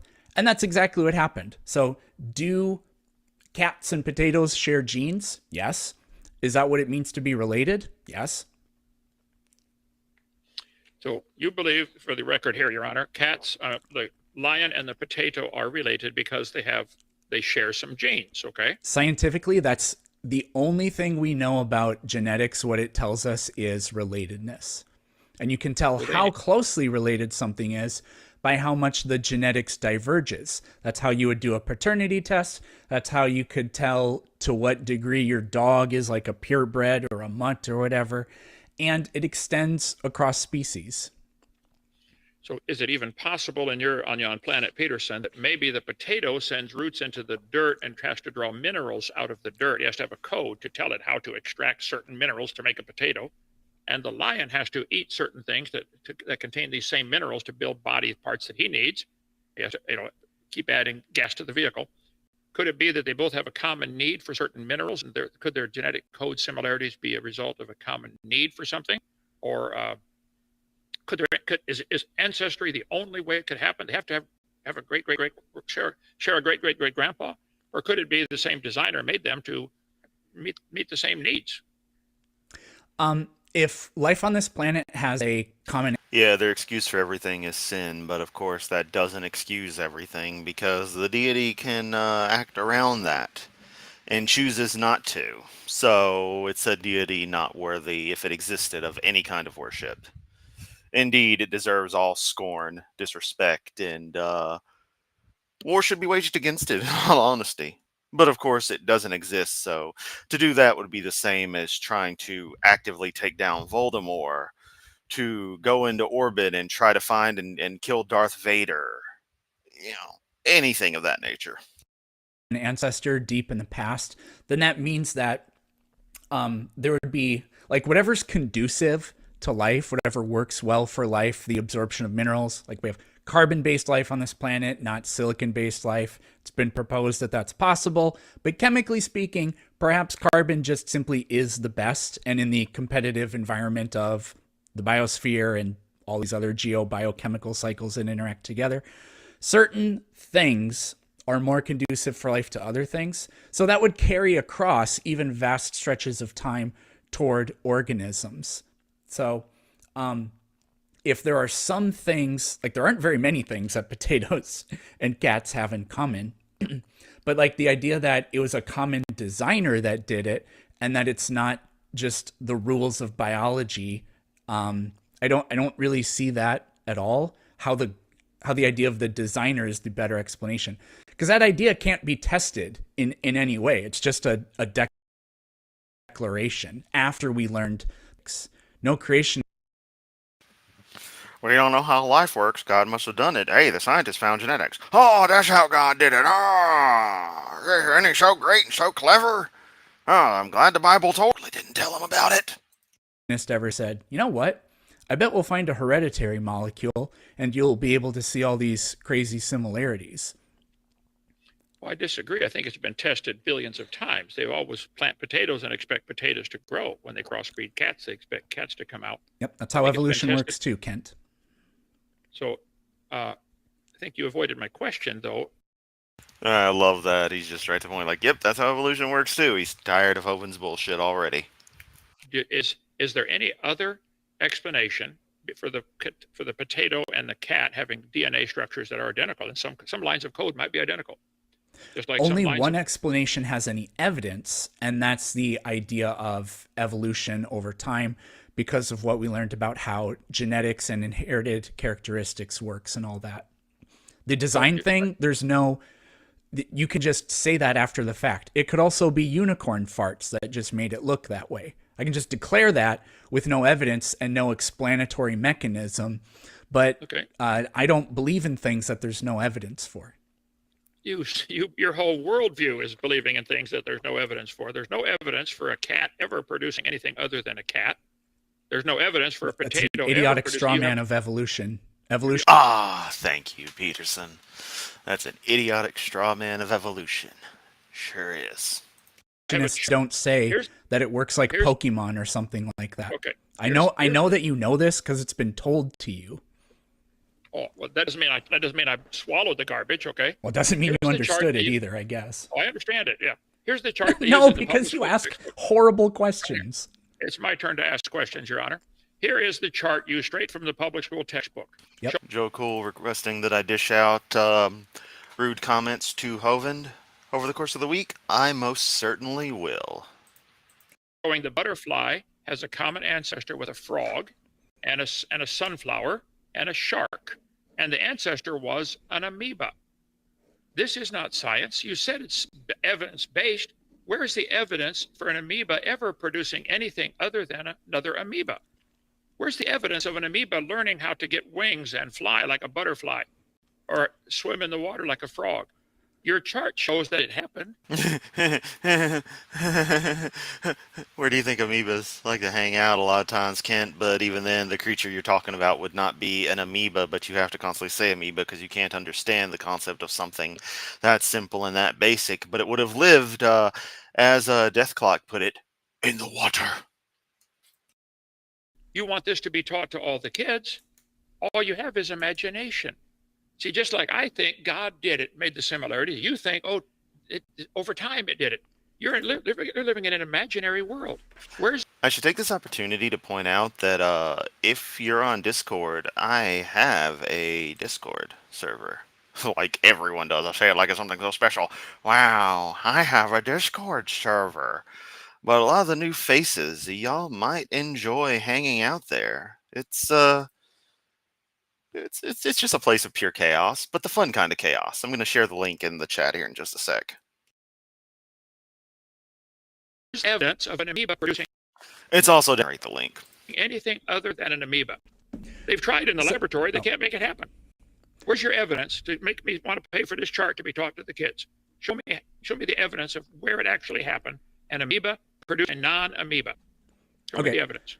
Two problems. One, you're idiotic straw man. So here's like a family tree, right? So we have this generation and then this generation and then the one before it. So whatever. So if family tree, right? Can't like this make sense? This is just a clarification question. Oh, I have a family tree. I had parents. Probably you did too, and probably grandparents too. Sure. Yeah, Kent, your parents fucking sucked. Because they raised an asshole like you. So your mama and your dad both can fuck off. I'll fucking say it. And I would never talk about a World War II veteran. But your dad ain't much of a veteran. Daddy was your Marine World War II, only survivor of his platoon because he was fucking sick. Had he been there, the Japanese would have massacred him like they did the rest of his platoon. But you wear that as a badge of pride in your dad. That's fucking pathetic, Kent. You shouldn't exist. And the fact that somehow that man was spared and you eventually were spawned from him is another piece of evidence that there's no God. Sure. When did the grandparents produce the grandchildren? Well, this is a straw man you're bringing up here now. You're It's avoiding not. my question. No, I'm not avoiding your question. I'm just explaining the folly of your logic. Grandparents don't produce grandchildren, but that's not what a tree like this or like the one you're showing us tells you. It just tells you what is related and to what degree those things are related. For example, right here where my finger is, these are more closely related than these over here. So the first problem is nobody ever said that amoebas produced humans or anything like that. That's not what your chart says. I know that this has been explained to you. I don't know why you continue to say it, but if you can understand that this chart doesn't mean that... Uh-oh, watch out. Hovind means business. He's holding up his chart. He's trying to counter the art from Peterson. We got a lines on paper battle here. Grandparents produce grandchildren. They produce offspring of their own that then go on to produce other offspring. Then there we go. Now, how do we tell the grandparents are related to their children? By testing their genes. And we've tested the genes of life on this planet. If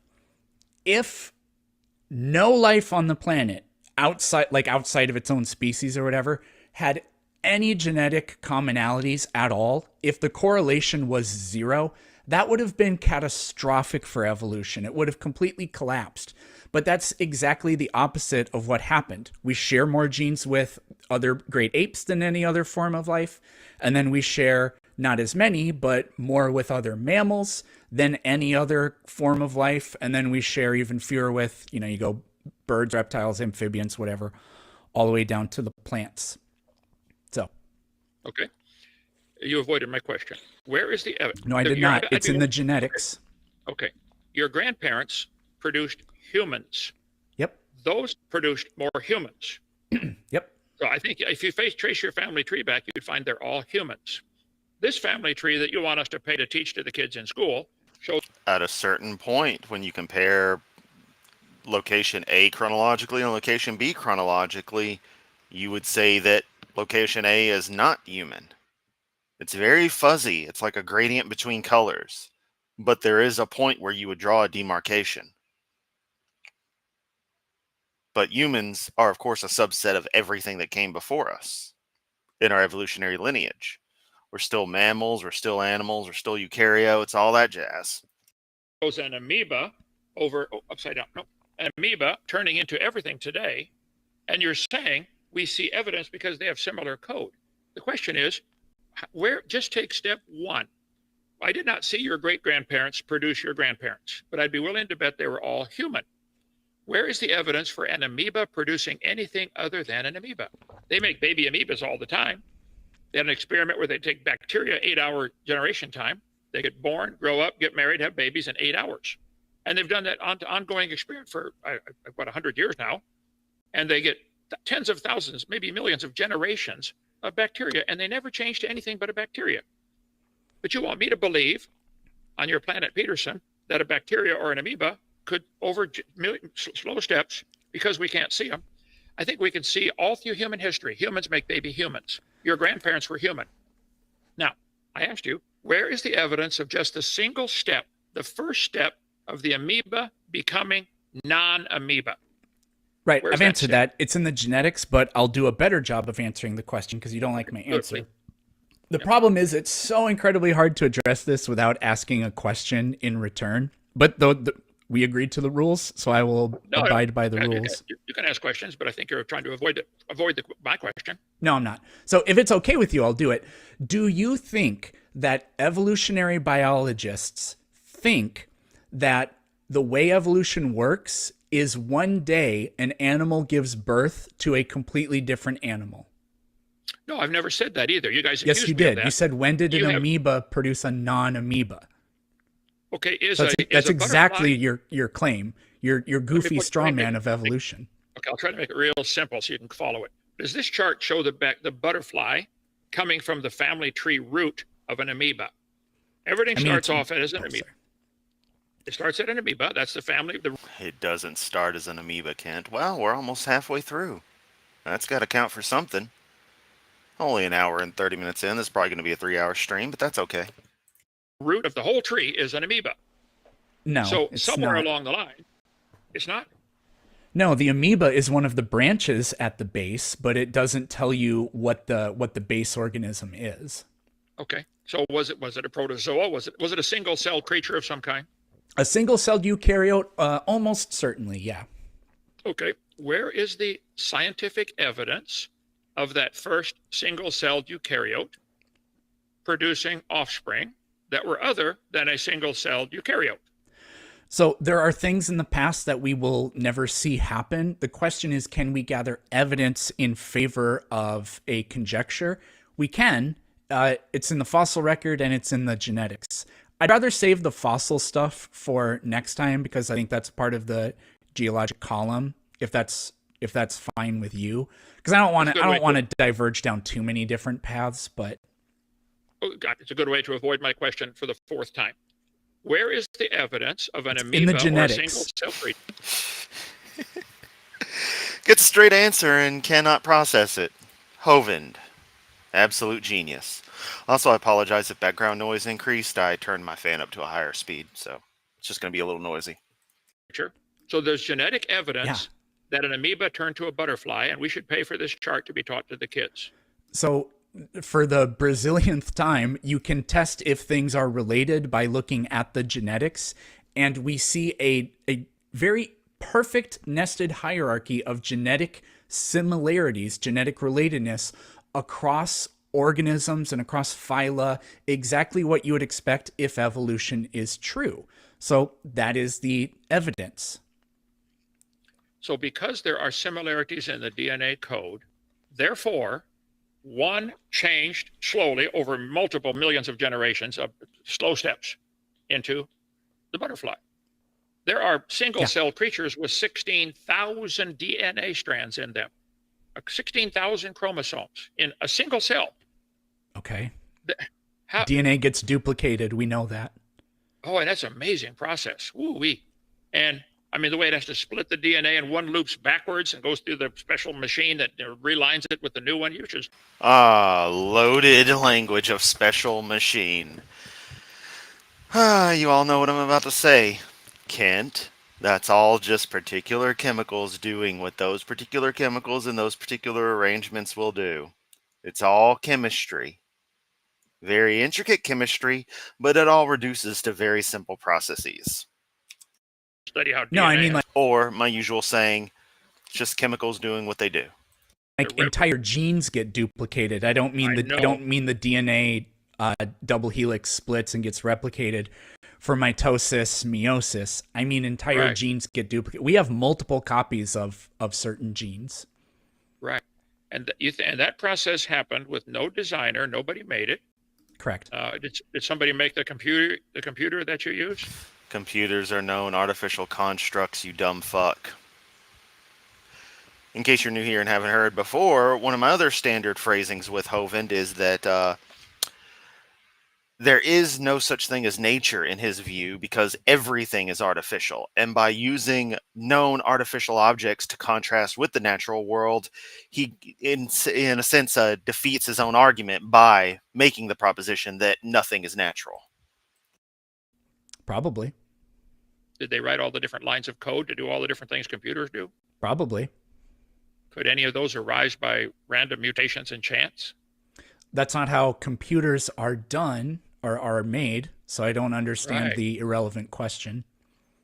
Well, if computers can't make themselves do mistakes and mutations, why would you think a butterfly with its incredibly complex DNA code can be a result of mutations over trillions of years from an amoeba or because that's what creature? the DNA evidence tells us.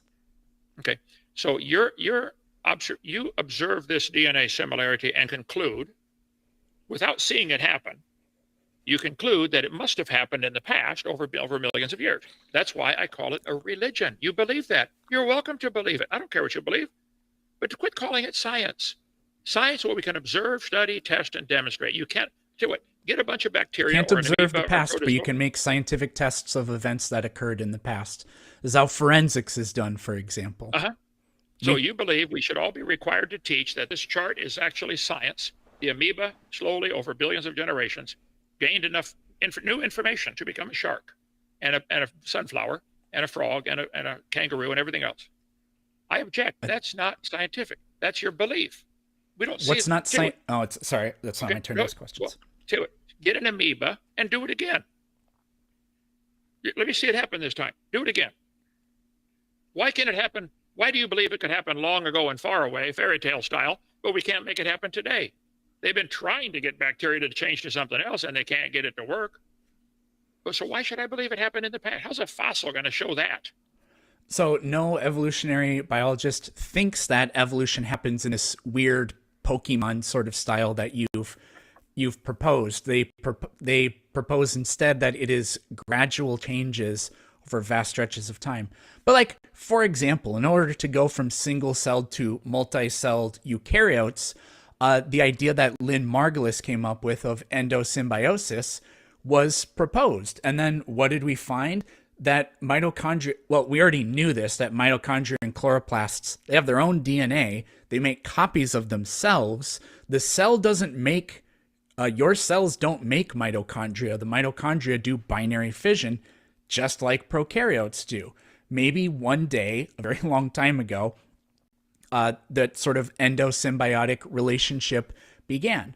So that's a testable idea. And when we looked at the genetic composition of chloroplasts, we found it was remarkably similar to blue-green algae, exactly what you would expect. And then when we tested when we sequenced the genomes of mitochondria, we found it was remarkably similar to different types of prokaryotes. And Mitochondria is the powerhouse of the cell. Ding! And we actually have now witnessed a new organelle, the the nitroblast or something like that. A nitrogen-fixing organelle has now newly been identified to occur in some sort of plant cell, I believe it was. I don't remember exactly. Okay. Well, you answered my question finally. You answered by saying maybe a long time ago this happened. Yeah, it's a religion. No, it's that's religion. a hypothesis, and then we look for evidence. Just admit, Eric, I believe. Yes, the accusation of admission, as if we're just lying. A quintessential abuse tactic. Believe it happened long ago and far away. Because of the evidence. A belief that has zero supernatural appeals literally can't be a religion. So I know that even you get that. So I'm not going to address this religion thing again. It's too stupid to Otaku, I'll also say another thing. Out of the blue, but I know you'll instantly recognize it. So, I was talking with the guy who handles some of the food deliveries at DAL. Asked him about the nutritional value, some of the stuff. His response: there's very little meat in these gym mats. Nice Simpsons reference for you. Was it that from Cells at Work? I don't know. All I know it is as the meme that it is now. So I don't know the origin. Deserve any more attention. You are unwilling to admit that you believe by faith. Nope, evidence. That this happened in the past. You're afraid to admit you believe it by faith, because then you're going to lose tax funding for your religion to be taught in schools. We've gone over the evidence. So, what's your next question? My conclusion is, could that same evidence be interpreted? Wow, maybe the designer designed all these different life forms to live in the same environment, to use the same minerals. You have yet to at all demonstrate that it's all designed. You just assert that it is. Out of the ground, or the same gases out of the air to do different things, respiration, cell duplication. There's no evidence of that, though. It's just a claim. No evidence. You missed my question. It's just a claim. Listen to the question. Okay. Could it be a designer did it that way? Yes, but there's no evidence. So yes, it could be that a designer did it. Yes, but there's no evidence. It could Can you also just give a be yes it or could no? also be that a different God that isn't the one you believe in made it that way. Well, There's we're no not evidence arguing of that which God either. did it. Right. Yeah. I would say if I was to analyze the data, the lines of code to make Microsoft PowerPoint, and examine the lines of code to Microsoft Word, I would find millions of identical lines of code. Actually, you wouldn't. You really wouldn't, Kent. You'd find a hodgepodge of shit. You know how we know? The community has connections to people who actually worked on some of those programs, and they'll tell you a lot of stuff is written way differently. It depends on the writing style of the particular programmer. All a different means to the same end. And yes, they're working within frameworks to keep things consistent, but that's partly done as a matter of default libraries that are going to invariably add in the ribbon, create the interoperability and such. It's engineered that way, but for a matter of industrial simplicity, if you will, standardization. But the actual code coming and going, surprisingly varied because it all gets interpreted. It doesn't much matter how it's written. What matters is what the end product is after it's processed and pushed down into the user level code you're going to be running, the actual executables, assembly, or what have you.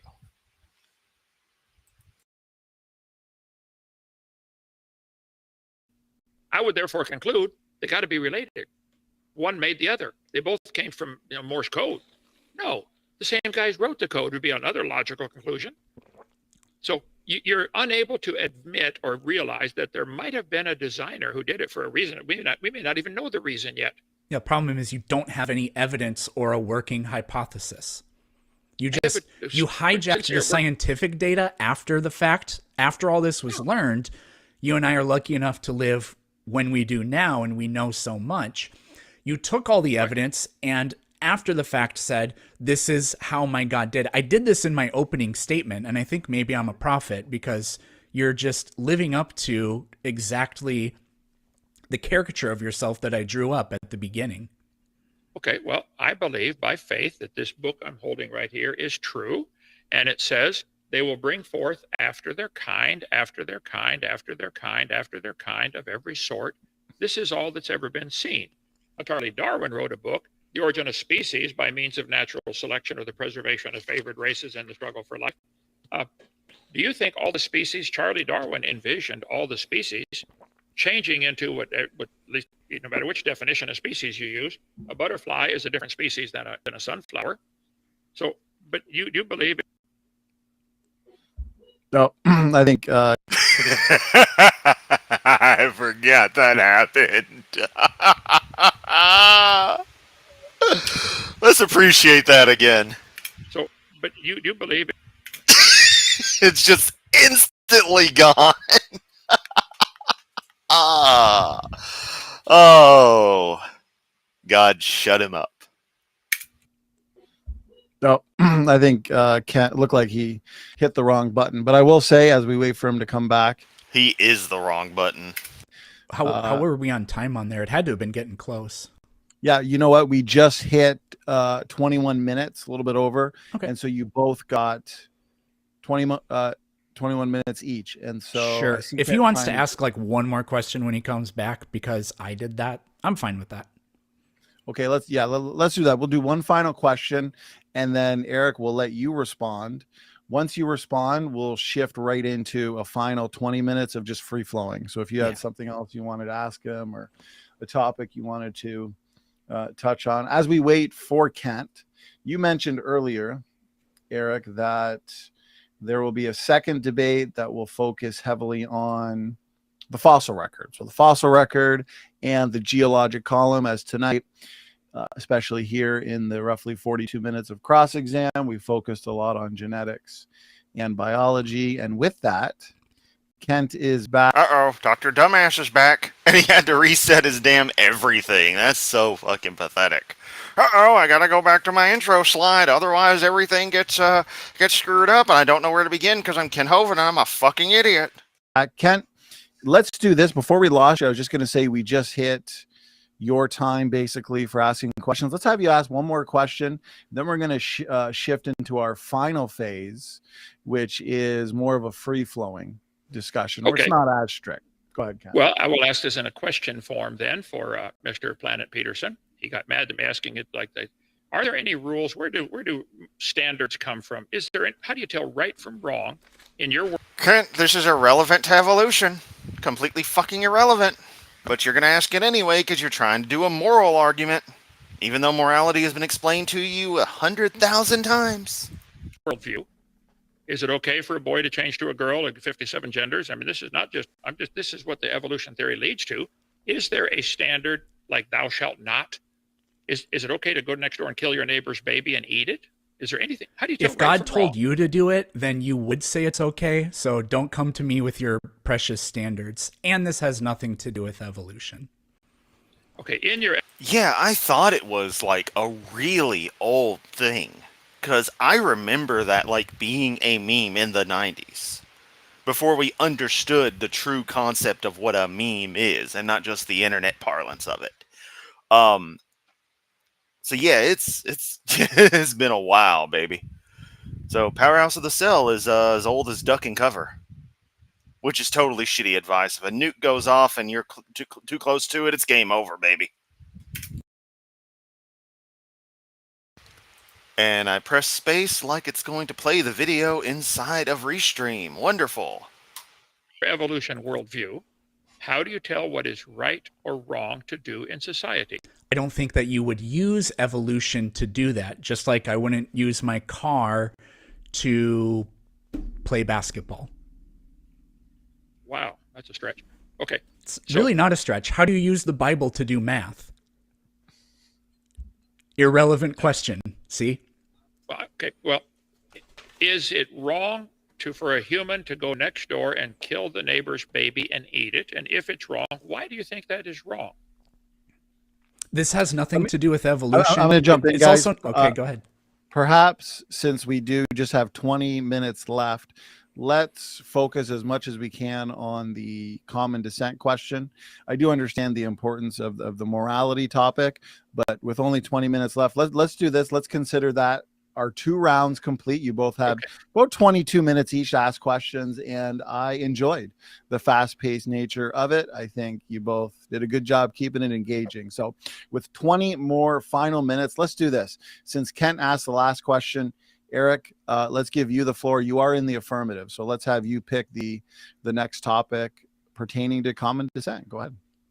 Oh, I mean, I just figured we'd probably just do more questions back and forth, but instead of like Kent's not allowed to ask any questions, it's yeah, Princess, you're actually getting on the most terrifying thing about religious fundamentalists like this, who can't accept anything as having a natural origin or societal origin or anything, that everything has to be an edict from God.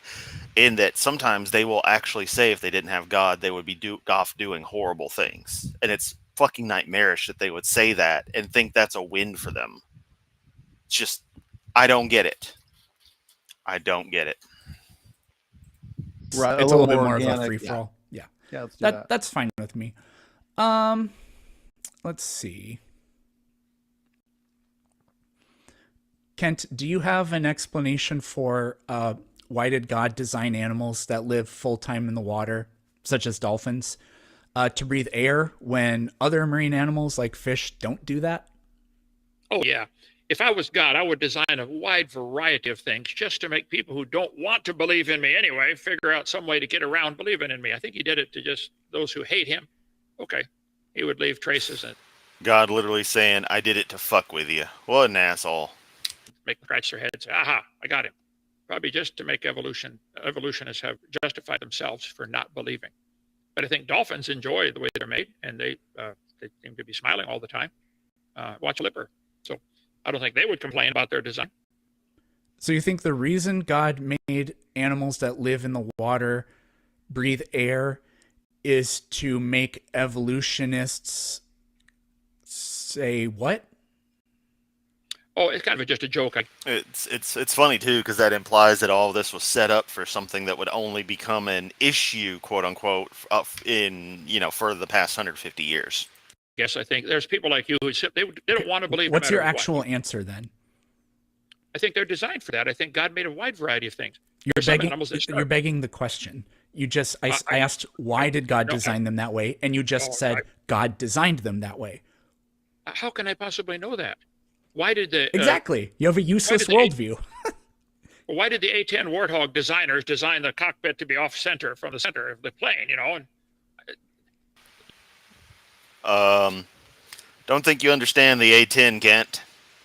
Don't think you understand it. Let the designers handle that, okay? That's a problem they got to handle. My dad was an engineer, Caterpillar Tractor Company. They're always designing different things. I believe everything shows evidence of design. It sure works awfully well. At least, especially since we're who knows how many generations away from the original. So if some things no longer work, like a radio in my car doesn't work, that's okay. I don't care. So it doesn't prove it wasn't designed. So you jump to the conclusion that, wow, because something doesn't work, therefore nobody designed any of it. I never said anything doesn't work. I just asked you, why do dolphins breathe air when fish don't breathe air? Why would God design them that way? And you said you don't know, and it's not possible to know because you can't comprehend what your designer does. Again, this is what I talked about in my opening statement, and everything I said is coming true. Well, the difference is I admit, I believe by faith God designed it. You will not admit that you believe by faith the amoeba turned to the dolphin. Your chart shows the amoeba over millions of generations slowly turning to a dolphin. Yeah, but that idea is testable, and we went over that. So are you conceding that you can give me zero reason to believe what you believe because by your own admission it's incomprehensible and you can't explain it in any way? I believe every living creature on the planet is so complex, even an amoeba, a mosquito, the whale, every living thing is complex beyond our comprehension. It takes... Except it's really not. We seem to have a pretty good understanding about a lot of these things. Almost as if it's all simple processes just at a grand scale. Emergent complexity.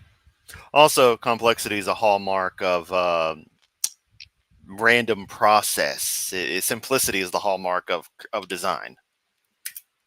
Thousands of hours of study to just begin to understand how it works. To actually make one, I tell you what, get all the scientists in the world together, give them all the chemicals they want, all the elements. See if they can make a mosquito. They can't do it. They can't do it. The mosquitoes can make other mosquitoes. Do you know do you know what an argument from incredulity is? We're staring at one in the upper right corner. Hovind, incredulous Hovind, swimming through the water, trying not to be involved in a drowning. Yeah, you've been making them all night. No, you just unironically made one. You said, we don't know how to make life, therefore God made life. So you haven't given any evidence. You said you don't know how life got started, but therefore it had to start over millions of years. You haven't given any evidence of how that happened either. Yes, I have. We looked at Where's the evidence of life coming from non-living material? Oh, well, that's not what evolution is. That's abiogenesis. But that's an essential step. So the alternative explanation would be that life must be the product of miraculous creation, but there's literally nothing miraculous about life at all. When the DNA is copied, does a miracle occur? No, we understand scientifically how that happens. Does a miracle occur when the Krebs cycle happens and organisms phosphorylize ADP and extract energy, whatever? No miracle takes place. So on what grounds must I assume that the origins of a chemical process like life, a merely physical, non-miraculous chemical process, life, on what grounds must I assume that had miraculous origins when literally everything we know about it is non-miraculous? Boom! The quintessential question from my point of view on this entire thing. Let's see how Kent stumbles around this one. That's just not tenable. That's a really bad argument from incredulity and ignorance. Okay. We understand how gasoline explodes if it's mixed with oxygen and gets a little spark to it. We understand how it gets into the piston, and the piston pushes the piston down. If you have rings and valves, we understand how engines work. Therefore, nobody made the engine because we know how it worked. Nobody made the engine. Are you kidding? Nobody made That is a complete non sequitur. it. You know how it works. That's your argument, and you don't even see it. You'll never admit it. No, the question was, you don't even see it. No, your question was, is life the product of mere non-miraculous physical laws or whatever, which would be my worldview, a secular worldview, or was it done magically by a special creator? There's no evidence that it was done magically by a special creator. Even if I don't know how life was created, that doesn't mean that your argument is correct. This is just classic argument from ignorance and incredulity. If I don't know who built the engine and I didn't see the engine get built, therefore I know how it works. I understand how compression works and a timing cycle and all that stuff and the valves and the valve lash and everything. I've done a lot of engine work. So therefore, because I understand how it works pretty well, nobody made it. That's your argument. My question was, can you make a mosquito? You can tell me how it works. You can tell me about the Krebs cycle, how it gets its energy, and you can tell me how it flies and how the muscles contract and how the ATP and all that stuff works. That's not telling me how it got there.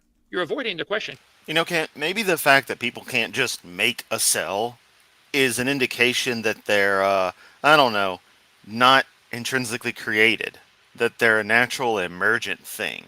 I know that's getting a little abstract and isn't an entirely true premise, but I'm using his logic in a roundabout that, maybe this natural stuff that we can't create, maybe it's not actually artificial like he wants to say it is. Hence why it's natural. And completely. How did it originate? You don't know. I don't know how, if it's like saying, I know how the engine works, therefore nobody made it. You know how life works. We know how we take gases out of the air and minerals out of the ground and synthesize Honestly, I should have went to the protest here in Memphis, but I didn't feel like it. it into our body cells. Yeah, we have a pretty good understanding of a lot of that stuff. But that doesn't explain the origin of it. You're avoiding it completely. The origin would be complete. So if God created life on this planet, but billions of years ago, like I think, that wouldn't make evolution false. Everything we know about biological evolution would be true. Abiogenesis is a separate question. The evidence for evolution only points in one way. Now, for abiogenesis, I did go over this earlier. I don't know specifically how the very first living thing came into being, but that doesn't mean that your God did it. And there's no evidence that any God could have done it because we have no reason to assume that the process that produced organic life on this planet had to have been miraculous because there's no evidence of that. But also, nothing about life is miraculous. So there's no reason to assume it must have been the work of some being of infinite incomprehensibility. Okay. There's no evidence of how it got started with your worldview either. That's why you avoid that. There's no evidence that life can come from non-living chemicals in a warm little pond someplace. This is a theory, a philosophy, a belief. Chemicals aren't alive. They can't be alive. Chemicals are just chemicals. The constructs created from them can be defined as life if they meet the criteria for the definition of life, Kent. A religion. There's no evidence. There's no evidence. I don't have any evidence of how the Chevy motor was made for my truck. I have no evidence. I didn't see it. I've been to Chevy. I worked at General Motors. I know how they go to. I understand how Yes, it does, Princess Bleh. they work. And you're telling me because we understand how life works, therefore there's no evidence that there was a designer. There's no requirement for a designer to be. So when we have when we have questions that we don't have answers for yet, we search for the best explanation. And a magic explanation, I don't think is ever preferable to a natural explanation, but the natural explanation has a really massive burden of proof, and we don't have any working theories for abiogenesis or anything like that yet. But we take what we know about life, that all life shares genes, so that would point to a common ancestor, like a last universal common ancestor, whatever, a long time ago. And we know that life is made of ordinary chemicals. Like literally life is chemistry.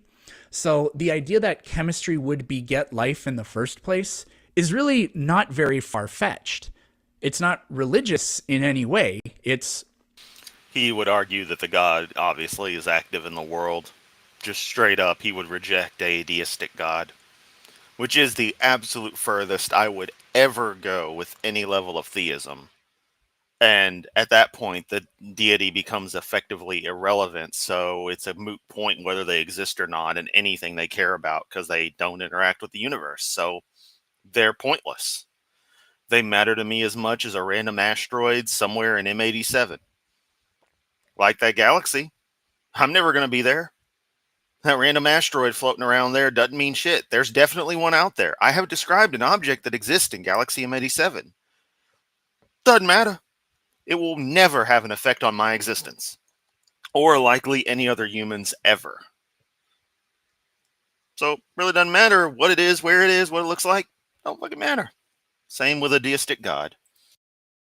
It's just scientific because we're studying life and applying what we know about life to try to come up with new ideas, experiments, explanations, things like that. Like there's research in origins of life, abiogenesis. They've been able to make autocatalytic, self-replicating chemical systems with RNA. They've been able to do it with amyloids, which are a type of protein, for example. Prions, which are like these folded proteins that you get, they cause things like mad cow disease and things like that. Prions actually they replicate themselves. They are these folded proteins, and they are capable of synthesizing more copies of themselves. So whatever the process that would have generated life, we see analogs to that, but we don't have highly sophisticated explanations like we do for like general relativity and things like that. That's fine, but it doesn't mean that God did it is an acceptable answer. Right. Boom. Just nailed it. Doesn't mean that God did it. And neither does it mean that it happened by chance. It means we both have a religious belief in how it happened, and you want me to pay for yours to be taught. Here's a public school textbook, Glencoe Biology, one of the top 4 publishers. It says, Earth is formed 4.6 billion years ago. It was a hot ball of rock. It rained on the rocks for millions of years. And in these oceans, the first living organisms appeared. Poof. That's not science. That's a religious statement. They believe it happened. Mr. Nelson gets all upset. Nobody believes we came from a rock. Yes, you do.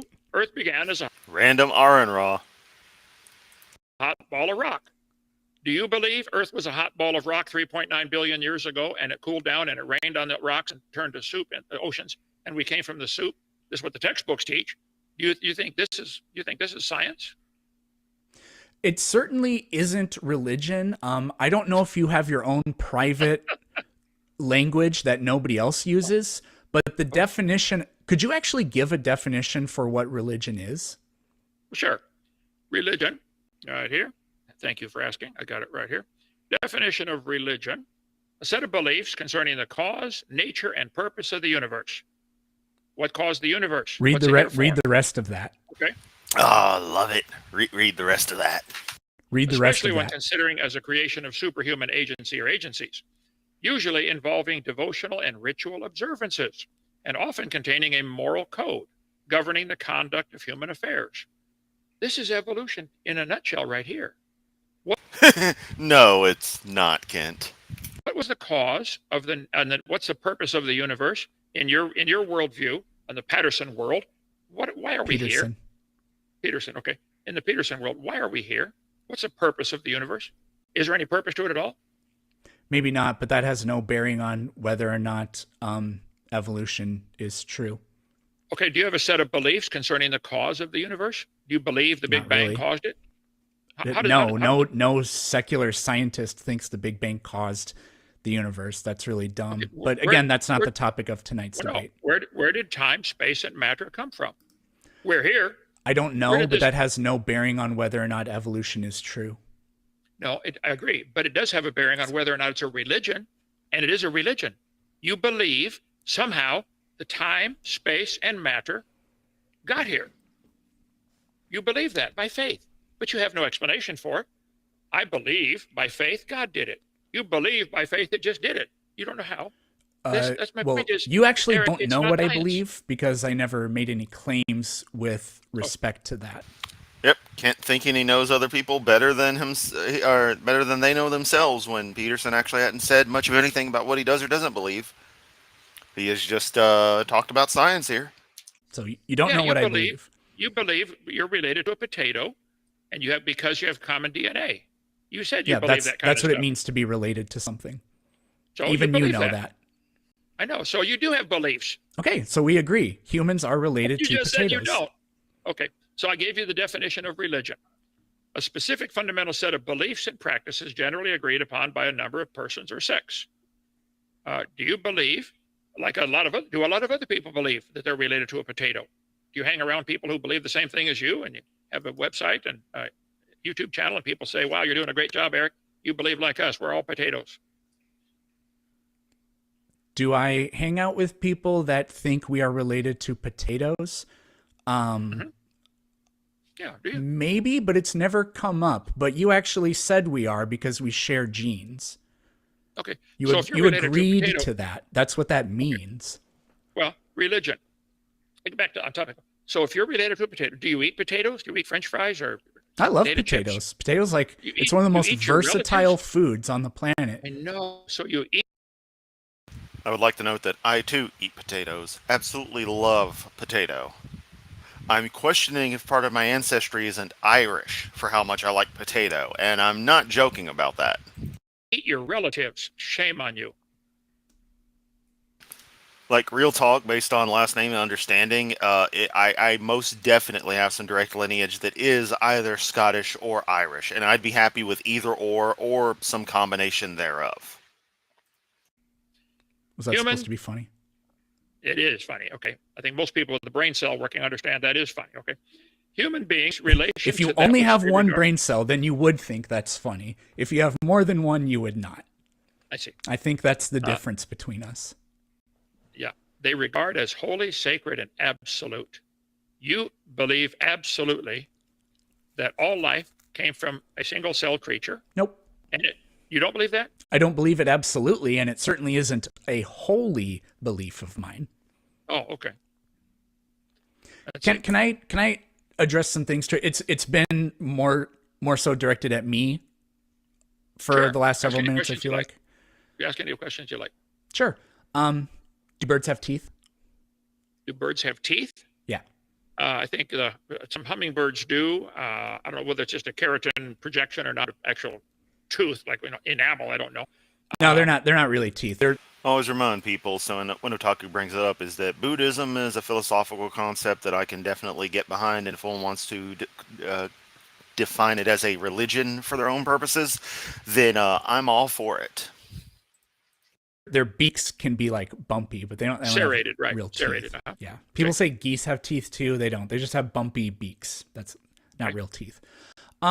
So if birds evolved, then they would have evolved from an animal that had teeth, and they would have gradually lost those teeth. That's what the evolutionist would say happened. Well, your first three words give it away. If birds evolved, they didn't. They were created. So in science, or even like in a court of law, or just common sense, we start with questions, and then we propose, if this is what happened, then this would be like, we're basically forming a hypothesis, I guess.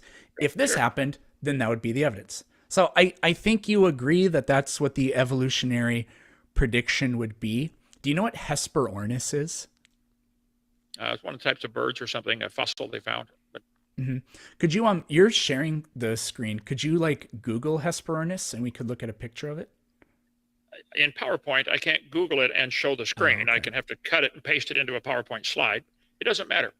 If they find a fossil, in the dirt like Hesperornis, all you could really prove is it died. You don't know it had any children. Do you know they had children that were different than themselves? So again, the way evidence works is we're not trying to establish absolutes or anything like that. We are looking for evidence consistent with an explanation or a hypothesis. So Hesperornis does have teeth. It is a bird with teeth. Hesperornises are not around anymore. They went extinct. Yeah, pagan and Satanist philosophies I can equally get behind. I was pagan for many years before finally went atheist. And I mean, technically I'm a member of the Satanic Temple, so take that what you will.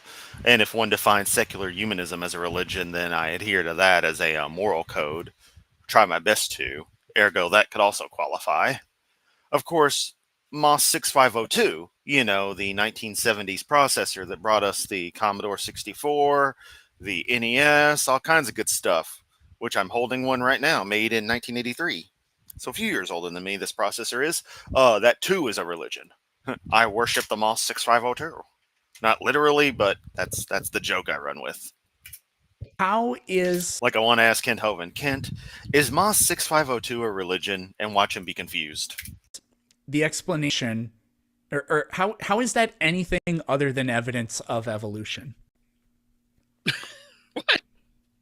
If a creature goes extinct, maybe that's an example of extinction, I'm which is the opposite I'm talking about of what you Hesperornis need. having teeth, not that it Okay. went extinct.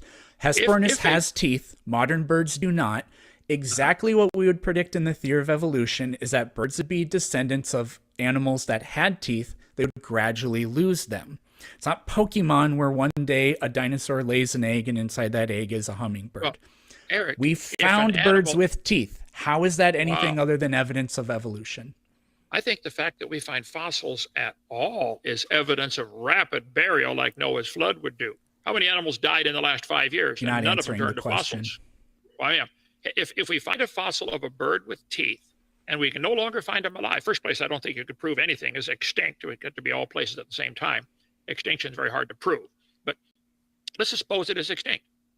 It could be God designed a lot of different creatures and some have gone extinct. That's not evidence for evolution. How on earth do you twist it to make that conclusion? It could just as well be that Hesperornis is incredibly complex, really more complex than the space shuttle. And Does yet you think it evolution mean change over time? Is that the implication? Well, you'd like it to be a nice, simple definition like that.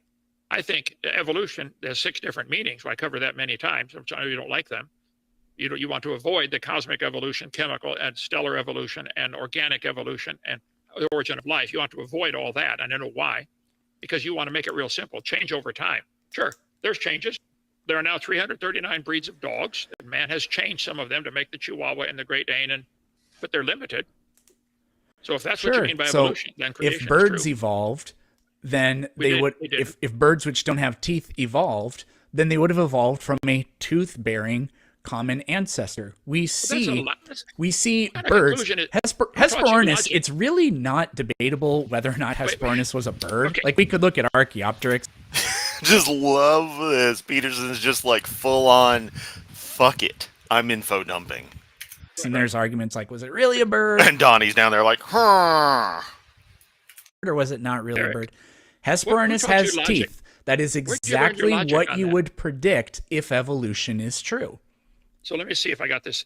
A bird was found, a fossil bird with teeth. Yep. Birds today don't have teeth. Yep. Therefore, it had to evolve from Hesperornis. It's Maybe evidence not. consistent with the hypothesis. Yes, it is. My hypothesis would be God designed a variety of birds. Some Where's can the fly, evidence? Some cannot fly because we have birds today that cannot fly, like the ostrich and the emu. They can't fly, like the penguin. Okay, so I think God designed some birds with teeth, and He designed some without teeth, and the one with teeth went extinct because people hunted them or killed them, or they died for I don't know, but they're gone. Let's assume they're gone. But to say that because we find birds with teeth in the fossils, and we find birds they don't have teeth, therefore there's a connection between them. Your Honor, throw this case out. This is silly logic. Oh, yes, like you know anything about the justice system, Kent. You've lost every case you've ever been in. Well, that's evidence consistent with the idea. No, it's not. In your world, Well, it is on because if Peterson, it birds is, yeah. evolved, they evolved from something that had teeth, and we find intermediates, birds don't know with that. teeth. You don't know birds evolved at all. You're starting with your conclusion, No, I'm not. and you're looking. That's Yeah, you not. are. No, you're starting with a proposed like hypothesis or whatever. If evolution is true, here's There's the where you evidence. stop right there. Here's the evidence. It's not true. It's a working logic chain, Kent. This is the evidence we would expect to see. If this is true, we find this evidence, ergo, it can be safely presumed that this principle, as pondered, as brought up, is true. It's not a hard logic chain. If you like science like you say you are, you would be all over that and understand that. But you don't, and you won't, and you can't, because it interferes with your grift, your scam, your scummy bullshit. Is that how it works? So, Kent, every single time you propose something in your worldview, I'm going to interrupt you and say that you're wrong. Oh, okay. And You've said it about 4 what times, would that okay? prove? Okay, grow up, Kent. Okay, you have said it about 4 times, the same thing over and over. You're determined to believe by faith that a Hesperornis, a bird with teeth, gave rise to the birds today without teeth because it lost its teeth. No, that's not logic. If evolution is true, it would mean would mean that organisms change over time, and we would see the evidence of that by seeing traits either highly derived traits gradually appear, like the hominin fossils with our craniums growing larger, or we would see some traits disappear. Birds don't have teeth. That's a little bit odd because the terrestrial biosphere is full of animals with teeth. So it was proposed that birds specifically evolved from dinosaurs. And then if evolution is gradual change over time, we would see birds with teeth, but which makes them a little bit different from modern birds, but nonetheless still birds. Hesperornis is exactly that. It is the evidence, an example of the evidence we were looking for. It doesn't prove anything by itself, but it's evidence. There's no contradiction here. Okay. Hesperornis is evidence of extinction, which is the opposite of what you need. It's the evidence of losing something, required, which is the opposite of what you need. Where's the examples of some animal gaining something new? What if we found a bunch of fossil birds without teeth and that birds today had teeth? Would that also be evidence for your religion? I mean, for your theory? If it was the other way around, if birds today have teeth and fossilized birds didn't have teeth, would that be evidence? Did I understand your question correct? Right, yes. Would that be evidence for your evolution? Yes, because it would mean change over time. So if we saw birds in the past that were different than birds of today, that would be evidence of change over time. So okay, so congratulations on own goal. Yeah, we all know science is very fake and very gay. Also, Princess Blay here with just telling the Bible's gay. Remember his favorite version, the 1611 King James. James was gay as springtime. There. Okay, now, here. Amoeba, single-celled creatures, do not have teeth. Many animals on this chart have teeth.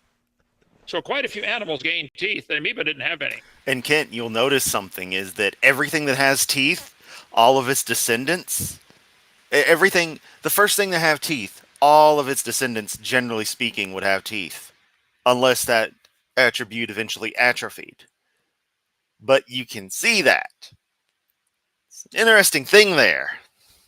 And that's the whole birds having teeth thing, is that they used to, and their genome probably still contains enough to be able to reconstruct, because you kind of have that happen from time to time. Very rare cases of, that extra little tooth or what have you. And I think there's some birds that have it for getting out of the egg or whatever. It's neither here nor there. Peterson's demonstrating another evolutionary principle, and you're just like, nuh-uh.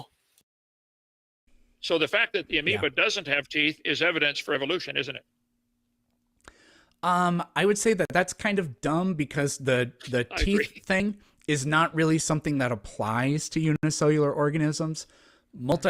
Terrestrial vertebrates do have teeth, and so that's a far more appropriate conjecture Gentlemen, you can make, I guess. We are kind of in bonus minutes. Did you want to shift into some closing statements, help us wrap up our thoughts, wrap up our points? We do have Are there a lot of audience questions? We still have close to 600. Well, Hovind may classify you different, Otaku, but to me, you are still human. Especially since you laugh at classic Simpsons. That right there. If you don't like classic Simpsons, you're not human. I kid. It's just a thing we can bond over. in the live chat enjoying this exchange, the banter between you two. So I'm okay with audience questions because, you know, people pay super chats to have those read, and, you know, we've been going for about an hour and a half, so I'm okay with going to that. Actually, I don't have a closing statement. I mean, I think the discussion speaks for itself. So okay, did you guys want to? So I understand you don't want a closing statement, maybe because we just ended abruptly here. If you guys are happy with how the discussion went, we can go right to audience questions, or you guys can just give a quick summary, address anything you feel may have been left hanging for a minute or two. Kent, Eric, what would you guys prefer? Yeah, just closing statements and then audience questions. Okay, let's do closing statements or just final words. We can do that. Sure. Eric, let's hand it to you. Couple minutes, 3 minutes, you know, I guess whatever you feel like you need. We'll do the same for Kat, and then we'll get into some audience questions. Go ahead. I mean, it'll be super. Yay, we made it through the bulk of this. We're almost home, people. Super short. I mean, basically everything I said in my opening statement came true. We got no answers or explanations for anything. So that's my closing statement. All right, short and sweet. Kent, we'll hand it to you. Take a couple minutes because I got to run to the restroom before we get into these questions. I think everything I said came true also. I said that we live in two different worlds. In the real world, cows make baby cows. In the imaginary world of Planet Peterson, cows come from an amoeba over millions of years with slow changes that we can't see. We never see it happen, but we have to believe it happened by faith. He won't admit that it's a faith, but it is nothing but a faith. We've never seen an amoeba produce a non-amoeba. We've certainly never seen the billions of steps required to change an amoeba to a cow. We see variations within the kind. There's 450 recognized breeds of cows that probably had a common ancestor called a cow. That is science. That's the real world. In the real world, every type of animal you want to consider has variations, and there's limits. Farmers been trying to get bigger cows for a long time. I think they got a 2,700-pound cow now, the world's record. They're never going to get one that weighs 4 trillion tons. There is a limit somewhere in there. Have they reached it? I think they're probably pretty close at 2,700-pound cow.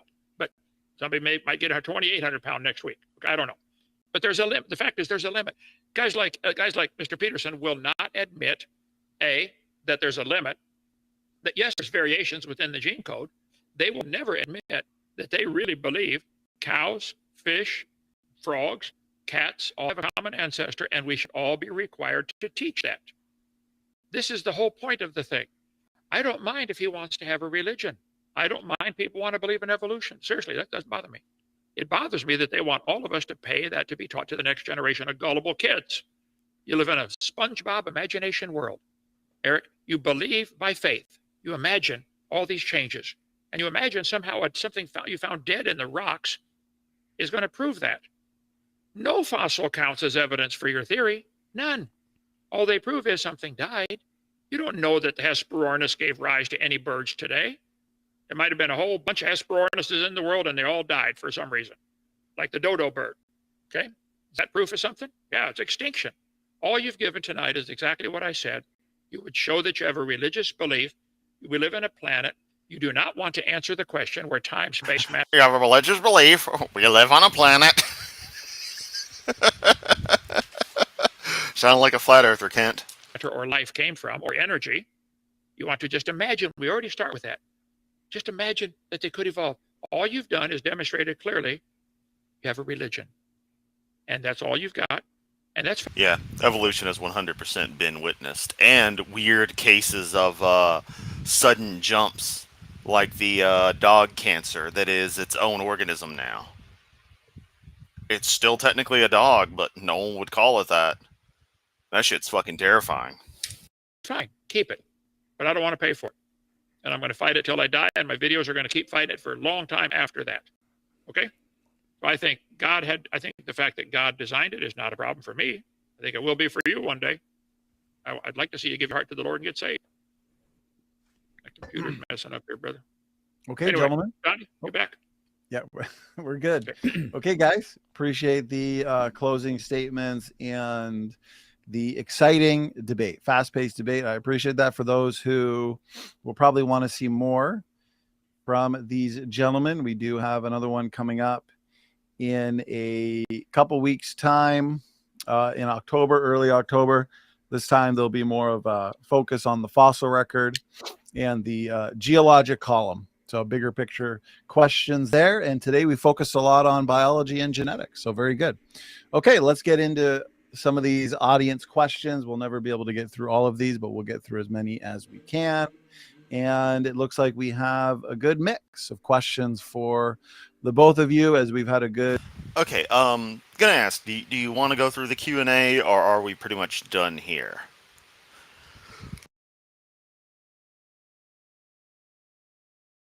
I ask because, I could go either way, but that is another 40 minutes of content.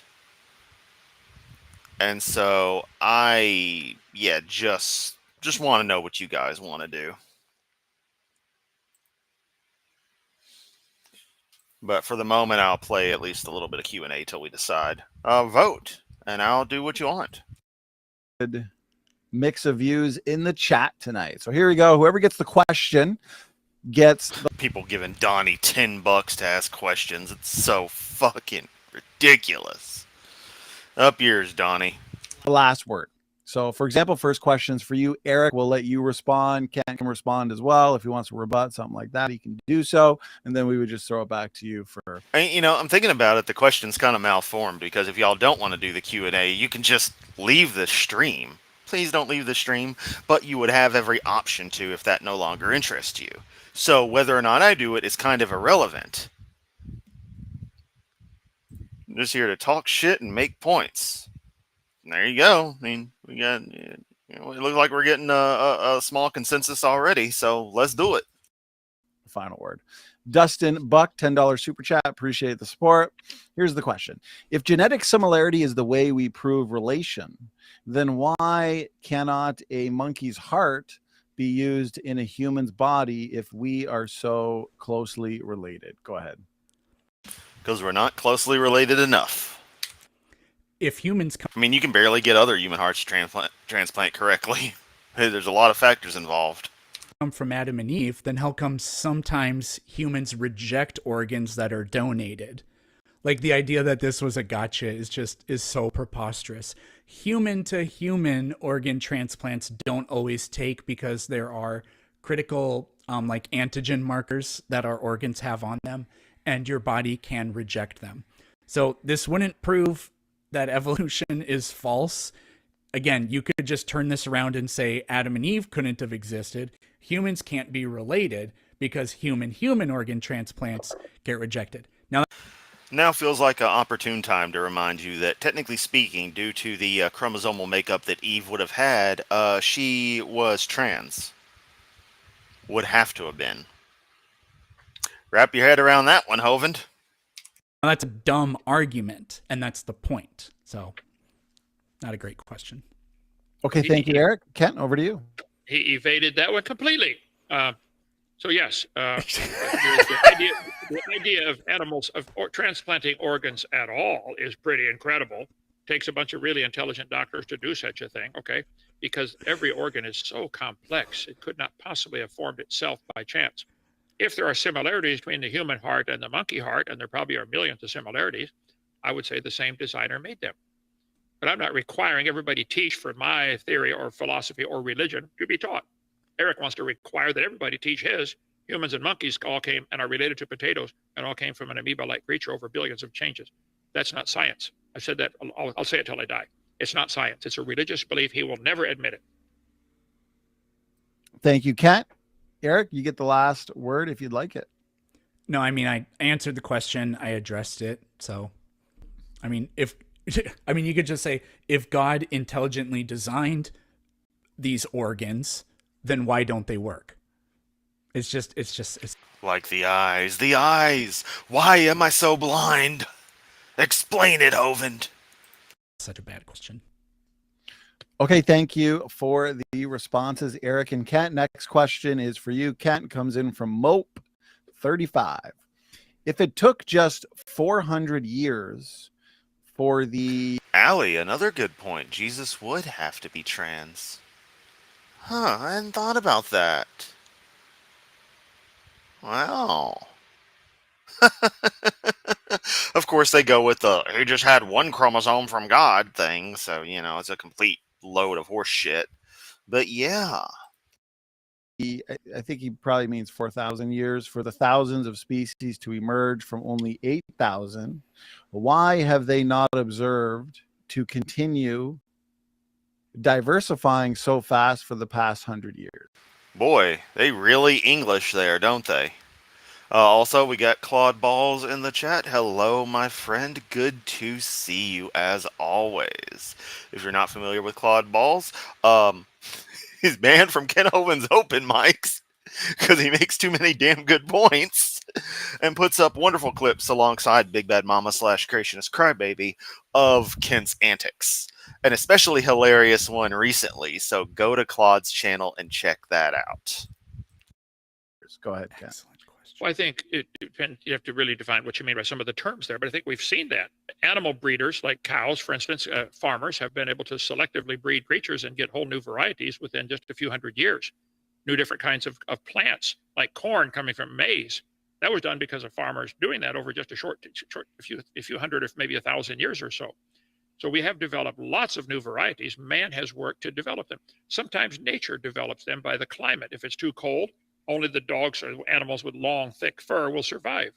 So there's natural selection and there's artificial selection. Both accomplish the same goal of creating new varieties. I think I had a family, 4 generations of dog breeders. They were in my seminar one time. And one of the ladies said, "Oh yeah, our family, if you gave us just 5 or 6, I think, generic mutts, pick some mutts out of the dog pound, we could selectively breed from those mutts over 100 years and create every breed of dog today. We can make a Chihuahua and a Great Dane and everything in between." So I think it certainly, for it to happen naturally in 4,400 years since Noah's flood, not a problem for me. To believe all those dogs came from soup, which came from a dot of nothing exploding, that's a big problem for the evolution. They believe all the dogs came from a dot of nothing exploding. That's dumb. Thank you, Ken. Eric, over to you. Yeah, this is a really good question because this is where Kent's worldview becomes testable. We take the arithmetic of how long it's been since that event and how many species were on the ark and how many we have today, do some really simple division, and it would tell us on average this many new species should be popping out of animals and plants and whatever. Well, it'd just be animals, I guess, on the ark, but whatever. We should see this many per day. Why don't we see that happening today? And I mean, Kent didn't even try to address that. He just said the Big Bang is false and evolution is false. So, okay, Kent, did you get the last word? I did address it. I said, and farmers do this all the time today. They create new varieties. I think if we can see it happening. There was no such thing as a Chihuahua at some point in human history. Somebody decided they wanted a lap dog, and so they had somebody selectively breed smaller. Now they have a teacup Chihuahua. All this has happened. Yet, he's always going to say there's limits, though, so it can't go on forever. Yet, all he can ever describe are limits based on physics and nothing genetically hard limited. Happened in my lifetime. A lot of this happened in my lifetime. Brand new varieties have been created by man artificially selecting what he wants. So if it can happen by artificial selection in a short human lifetime, then I think to say natural selection, or maybe even it was human artificial selection back 4,400 years ago. Oh man, I'm going to have to remember that one if I ever debate Hovind. Nothing exploded in Mary's vagina and Jesus was conceived. Hovind. Joseph was a cuck. This is true. Maybe Noah decided he wanted cows that give more milk, so he selected those to breed and sold off. Well, I am in the camp that 100% goes with the maiden translation rather than the virgin translation, and that the idea was to describe that she was very young, newlywed. Because the idea that they had gotten married and not done anything is just antithetical to the culture of the time. So it seems really weird that that would be the case at all. So the story, as a kid, I thought about that making no sense because I was aware of what traditionally happens on the wedding night. So, Offer ate the rest of them, and pretty soon you got a herd of dairy cows. I think every farmer with an understanding of how genetics works would tell you, yeah, it's not hard. You can get cows that give more milk. My neighbor has a lot of cows. He's going to take some of. Yes, Donzo. If you go back a good bit, there is the full discussion, a reaction to it on my channel. It exists. I'll see if I can find it real quick without killing my system. Of our zebus, take them to the market for us. He said, you don't need those. You need this zebu right here to be the daddy of all the rest of them. So people who understand cows will say, yeah, you can selectively breed your cows and get a desired trait that you want. You want them to be gentle. You want them to be ferocious. Like they bred dogs to be ferocious. They bred dogs to be gentle. Now that I'm looking at my studio page, I see a jump in subscribers. Thank you to the new people who have subscribed. It means a ton to me. So this, yeah, it does happen in our lifetime. You can observe it. I did answer the question. Thank you. Okay, thank you for the final word there, Kent. Next one for you, Eric, comes in from George Bond. Appreciate the support for tonight's debate there, George. Here's the question. A 4D quaternary code self-assembling into 64 codons that arranged into prescriptive info and decision-making algorithms can't happen from rock soup. Information requires a sender, and decision algorithms requires a forward planner. Feel free to speak to that, Eric. It's not a question. This is, again, this is question begging, circular reasoning. And you're welcome, and yeah, glad you found it. Yeah, searching can be tricky because I always give things, sometimes I just list, a look back at or regarding whatever, and sometimes I'll give the video a slightly more enticing title. It just depends on when I'm doing the video. So yeah, definitely enjoy that. If I remember, it was a pretty fun one.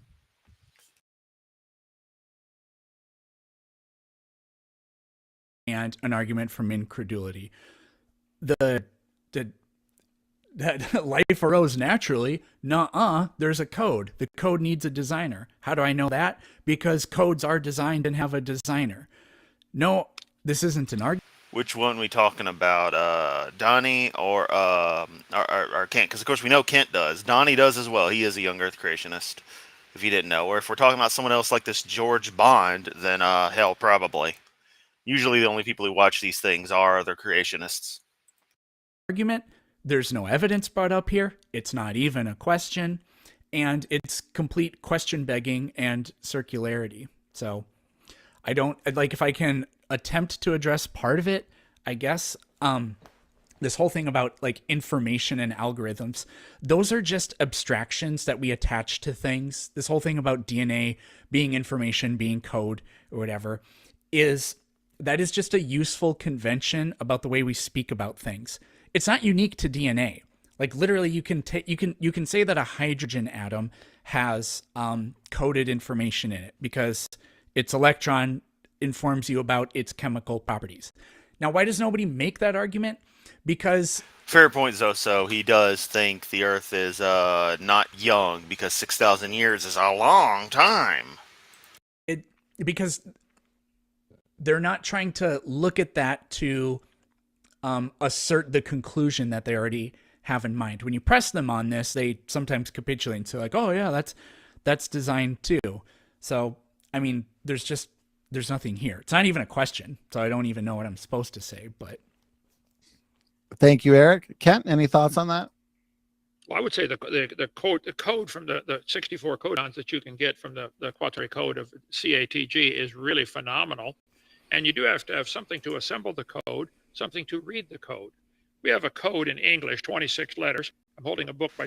It's DNA isn't code. Just it's not. God damn it! Y'all want to crowdfund me a mouse, please? It's the shitty generic Logitech ones I always buy. The wireless, got the little unified receiver with them. Forget the model number. Oh, M510. That's the mouse I use. You want to crowdfund me one of those from Best Buy? There's one right down from work. I can get it easy. Thank you. Charlie Darwin here. I bet I could read this and my brain could process. It's nothing but ink on paper. But it's actually more than nothing but ink on paper. No, that's all it is, Kent. That. This ink on paper is carrying information. In this. And that's all your Bible is ink on paper. It's just lines on paper, Kent. Lines on paper. Oh, the chart's just lines on paper, but it's carrying information. It's representing data. Oh, wow. It's like you actually fucking get it. Oh, wait. Of course he doesn't. He's too fucking stupid. This case, stupid information, but it's carrying information.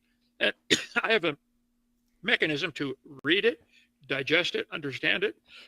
And so I think that the body, to take the DNA code. You can't read, and you sure as hell can't understand. You are functionally illiterate. You've demonstrated that time and time again. Code that's in every cell and be able to use that to do things like digestion and cell replication and healing and balance and vision is phenomenal. I don't have a problem worshiping God for his amazing creation. I think it's wonderful. Thank you, Kent. And go ahead. If you'd like the last word on it, you can, Eric. Sure. Literally everything about the way DNA works, it's literally just physical chemistry, non-miraculous physical chemistry. It doesn't require a magical beginning or explanation to Ooh, right, Otaku. I should have took the N out. It is just lies on paper. describe how it got here. Okay. Thank you, Eric. All right. Here we go. Next question from the Wizard Show. Wade the Wizard, who had plenty of debates with you, Kent, and he's got a question for you. You claim that all life is intelligently designed. Can you please explain how you determine if something is designed? I think there's all of human history. Ladies and gentlemen, we've lost all 3 video feeds. Restream has done it again. God damn it. It keeps doing this. And all of intuition would give us lots of experience with that. If I'm walking through the gravel pit here in Lenox, Alabama, and I find an arrowhead, I would have to conclude this is designed for a... Yes, because it's an artificial construct that we know is an artificial construct. However, it is also possible that natural processes shaped a rock into something resembling that shape enough that your uneducated self, since you're not an anthropologist and wouldn't know the marks to actually determine whether it's natural or not, you may mistakenly think that it's an arrowhead when, sure, it could be used as such, but it's actually just a natural river rock. Because arrowheads are known artificial constructs either way. Purpose, okay? It's got the notches in it, and it can tie to a stick or something to make an arrow. I think even finding an arrowhead amongst the gravel would be intuitive. It had a designer. If you're walking down the highway and you find a penny laying on the highway, you would automatically conclude that happened by chance in a cop. Shishi, Chris here from New York, Westchester County. For mine. No, you would conclude somebody designed it. So I think, I don't know that there's a simple answer to that question, but I think it's obvious to a 4-year-old what is designed and what isn't in almost all cases. Do you think a single cell, by the way, Wade, I'll debate you again anytime. Please bring it on. Come visit. Debate me, bro. Debate me. Dinosaur Adventureland. You can sit right here and have the debate. Okay. But you can even bring your hat. But I think that it's just intuitive at all levels that, hey, this had to be designed. A penny has to be designed. A pencil had to be designed. These things don't happen in nature. All of our human experience through all of human history it's easy to tell if something was made or something is just natural, like my gravel pit here. We got trillions of rocks. If I find an arrowhead, I'll know right away that was designed. If you can't figure out it was designed, I can't help you there. Okay. Thank you, Kent. Eric, over to you.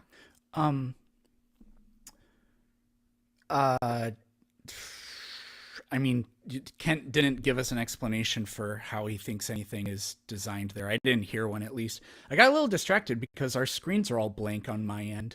So I was trying to figure out if my computer glitched or something. But yeah, this whole thing about design, it's just completely circular. Everything is designed. How do we know that? Because it has to be designed to be the way it is. Therefore, it's designed. I mean, if Kent could point to something that isn't designed and then something that is in nature, and then specifically describe to us how he knows one is and one isn't, and then I mean that would be interesting. But you can't point to an engine because we already know that the engine is designed, I guess. So, yeah.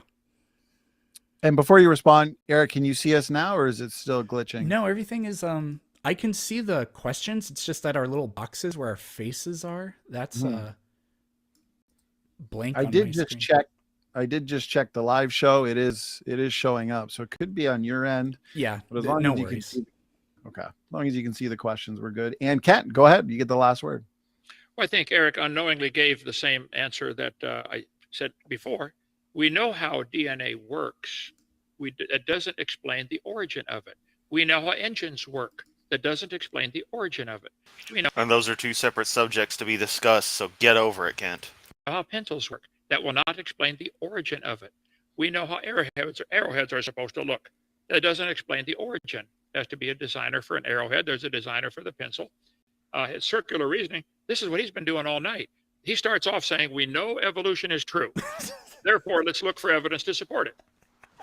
You don't know evolution is true. Stop right there. You kept saying, well, if birds evolved, stop. Your first three words are wrong. You don't know birds evolved, and they didn't evolve. That's why I said if. I didn't say they are. I said That's if. right. It is How are you? circular This is reasoning. phenomenally Eric, basic logic and It is English. circular, and you have circular reasoning all evening. You start with the assumption evolution is true. Now let's look for evidence for our theory. If it doesn't match your theory, we'll say, well, we don't know yet, but we're going to find it. Okay. But you want that to be taught like science. It's not science, Eric. You have a religious belief. It's a really dumb one in my really humble, totally unbiased opinion. But you're welcome to it. So Nothing about you is humble and everything is biased, but of course you say that facetiously. the question tonight, I've lost the question. It doesn't matter. Okay. I gave my final answer. Okay, gentlemen, thank you very much. Next question, and looks like it's just a question for both of you. So comes in from Frank Furter 63, $20 super chat. Appreciate the support for tonight's event. So here's the question. How come human beings still have Neanderthal chromosomes in our genes? So in other words, if it's a question for the both of you, you can think of it as which model best accounts for that. Eric, let's start. Or you know what, Kent, we'll start with you. Well, since you just had the last... he did the last one though. Go ahead, Eric. Right, but since it's a question for both, you'll want to get the last word, Eric, because Kent just had the last word. So since it's just for both of you, there'll just be two responses. So let's have Kent start, then you can have the last word. Okay, I get you. Well, the question has a built-in assumption. Do we have DNA like Neanderthals? I think Yeah. A small population of humans, mostly of European descent, or pretty much explicitly of European descent, save for maybe some fringe cases, do. As there's other hominid cousins of ours that different people around the world share some code with. Code, I said the word, some DNA with. Forget the exact details, but there's a case in Southeast Asia that is of a similar thing to Neanderthal in, people of European descent. the Neanderthals were simply humans that were living longer because the eyebrow ridge continues to grow, the occipital bone continues to grow. I think they're just normal humans, only at great age. And the Bible teaches They were human. They just weren't Homo sapien. They were Homo neanderthalensis. They were human. Just a different kind of human. Closely enough related for it to, for us to do our things.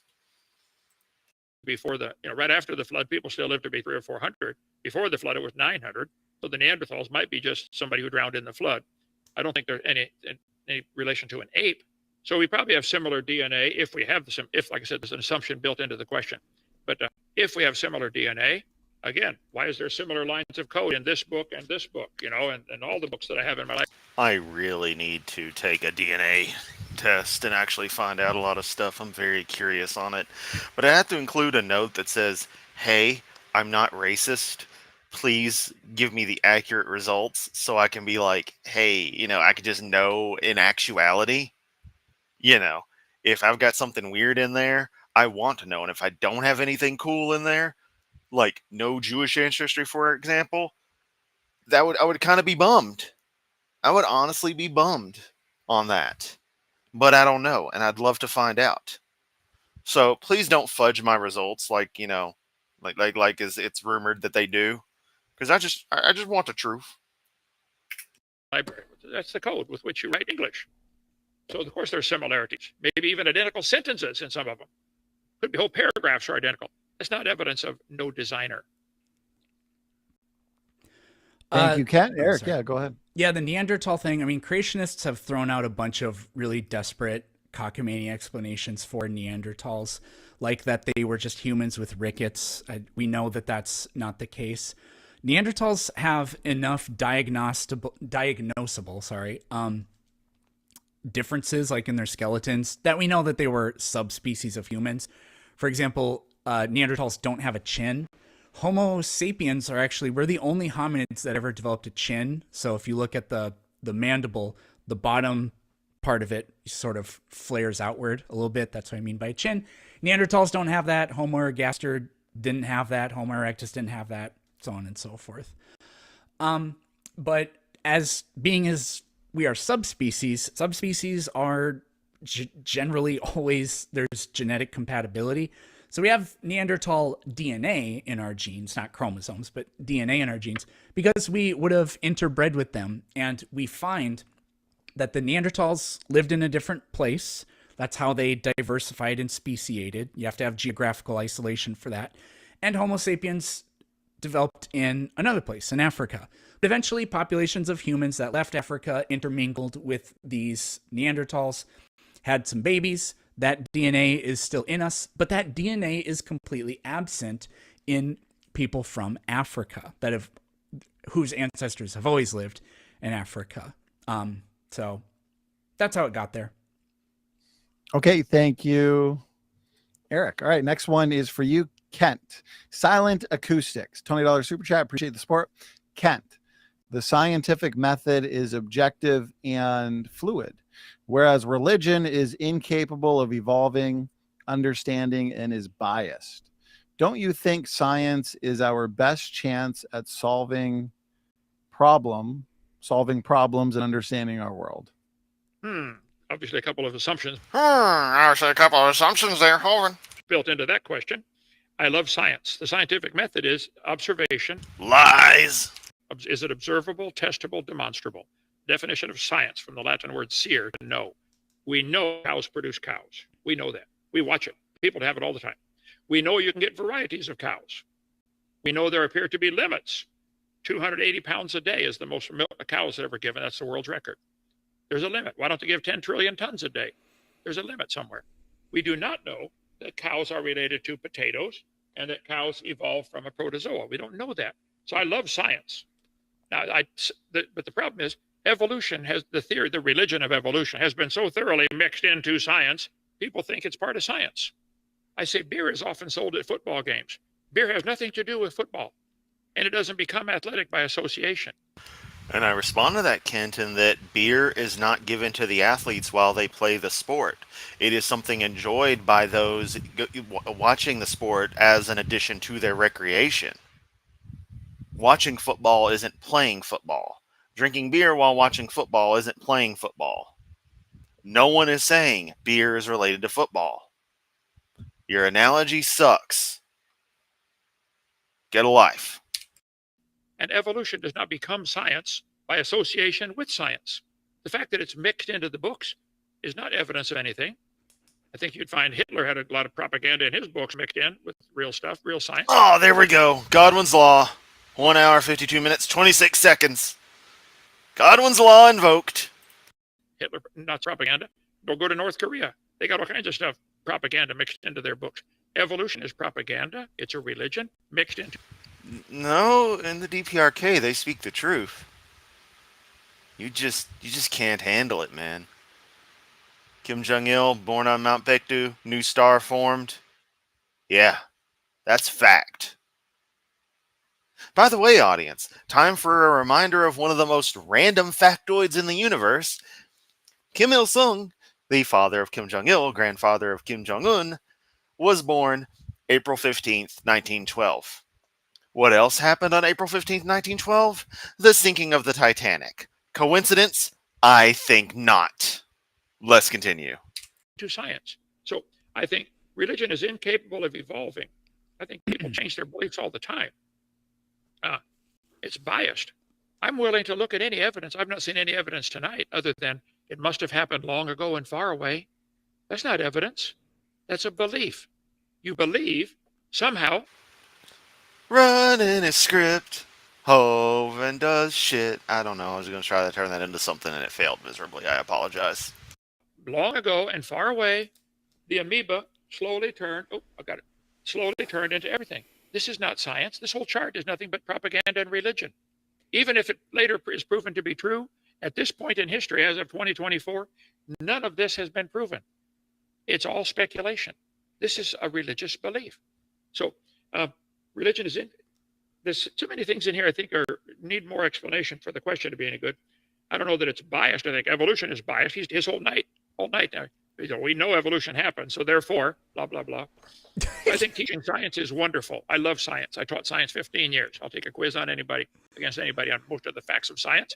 We know dogs produce dogs. We know that. We do not know dogs and potatoes are related. That's a religion. That's a belief. So solving problems, I think we should understand our world. I think the best understanding of the world is, wow, the best understanding of this pencil. Somebody had to design this. Who did it? Where? I don't know yet. I could find out probably. But I know something. Shut up, Kent. Shut up with your damn waffling. Somebody designed it. I don't think we need to know all the things about the world, but I love studying the world. Taught it for years, and I love studying this world. It's amazing. I love studying anatomy and biology and physics. I love studying that stuff. And evolution has nothing to do with science. Nothing. Thank you, Kent. Go ahead, Eric. It was a remarkable shock to me that Kent said that in the future evolution might be proven to be true. I thought Kent would just forever and always proclaim that evolution is false, that we know it's false, and then it can't be true. So props to you, Kent, for that. The whole thing about I have to comment on this. Kent's phenomenally basic, rudimentary grasp of how science and English works is just incredible. The way you say that an if-then statement is circular reasoning, I have such secondhand embarrassment that you do that. Science is a way of doing things. It proposes hypotheses, and those hypotheses are... Oh, no, he won't take the quiz against Simon Dan. He doesn't feel he needs to take a science quiz with Simon Dan, because, that's an insult to his intelligence, Hovind. Are like if-then statements. It's not stating the conclusion. You may believe that your hypothesis is true, but you have to test it. So you go out and look for the evidence. So if evolution is circular reasoning, then literally all forms of science are circular reasoning according to Kent. If gravitational waves exist, then we should be able to build a LIGO detector and find them with the laser that shoots at perpendicular angles. Well, you're just begging the question. That's circular reasoning. I just need to point that out to the audience, how utterly ridiculous that is. Kent, go ahead. You can have the last word. I didn't follow most of what he said. I don't think he did either. Surprising. Yeah, I don't think he did either. So science... Not surprising.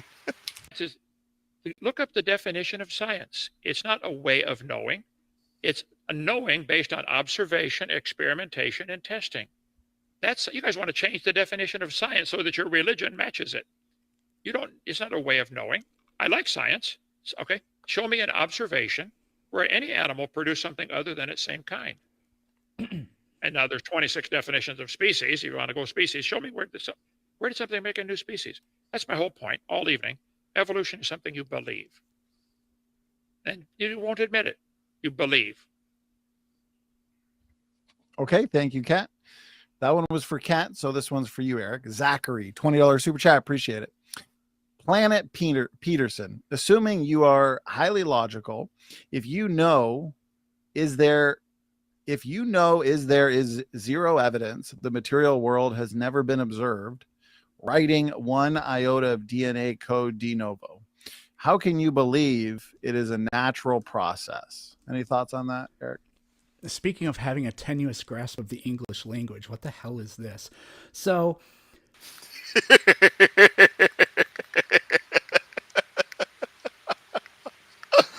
Oh, I love it. Damn it. Freaking mouse, stop double clicking.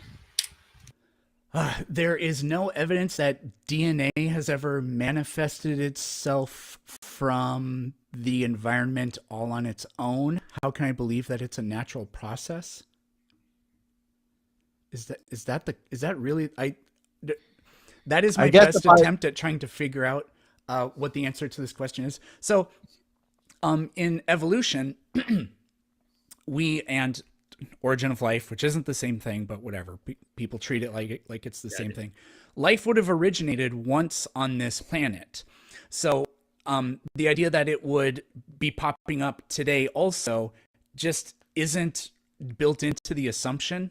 But in the chemical environment where the cycles that eventually produce the first living things, whether they're cellular or viral or whatever, that environment would obviously be highly competitive. So if the Princess Blay, you just gained 20 points in my book for the fact that you just described it as gravity itself traveling at the speed of C, rather than just saying speed of light. I've been fighting that demon for many years to understand that light happens to travel at C in a vacuum. The speed of light changes in medium, but the value C is always a true constant. And that people think about it incorrectly when they think of speed of light. Thank you. Thank you so very much. Just feel kind of vindicated that someone else gets that. I mean, I'm sure others in my audience do, but this is the first time it's actually come up. So I'm just like, so nice.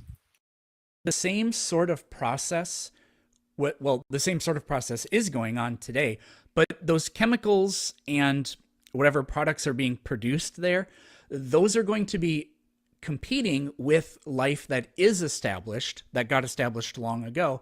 So those materials would be used up. So it's really not all that surprising that we don't find like DNA or RNA self-replicating in the oceans separate from life. But we have found, I'm not sure about nucleotides. I mean, I could Google it real quick. But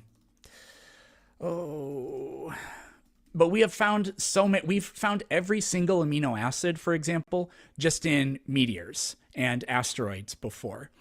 So a quick Google search just told me all 5 nucleobases that make up DNA and RNA have been detected in meteorite samples.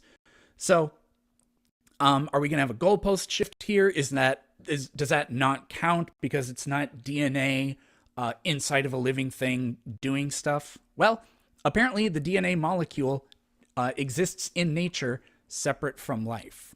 So there we go. Dun dun dun. Okay, over to you, Kat.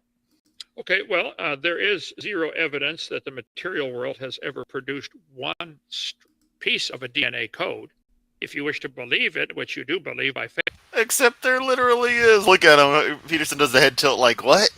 I mean, Hovind is just in outright denial mode. Just nuh-uh, all the way. Faith it happened. Okay, admit it's a belief. But the code is so complex, I don't think it could have happened without a designer. I think if I examine any book in my library, I would find it is ink on paper, almost without exception. But the ink... Sorry, the yawns are starting to hit me, so wait a second to respond.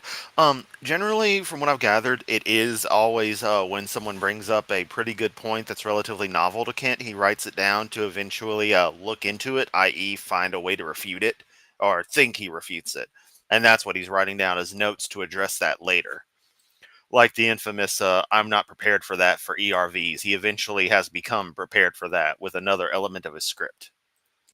Ink is arranged in a certain way to carry a code. The DNA is not just molecules, okay? It's arranged in a very specific way to carry information.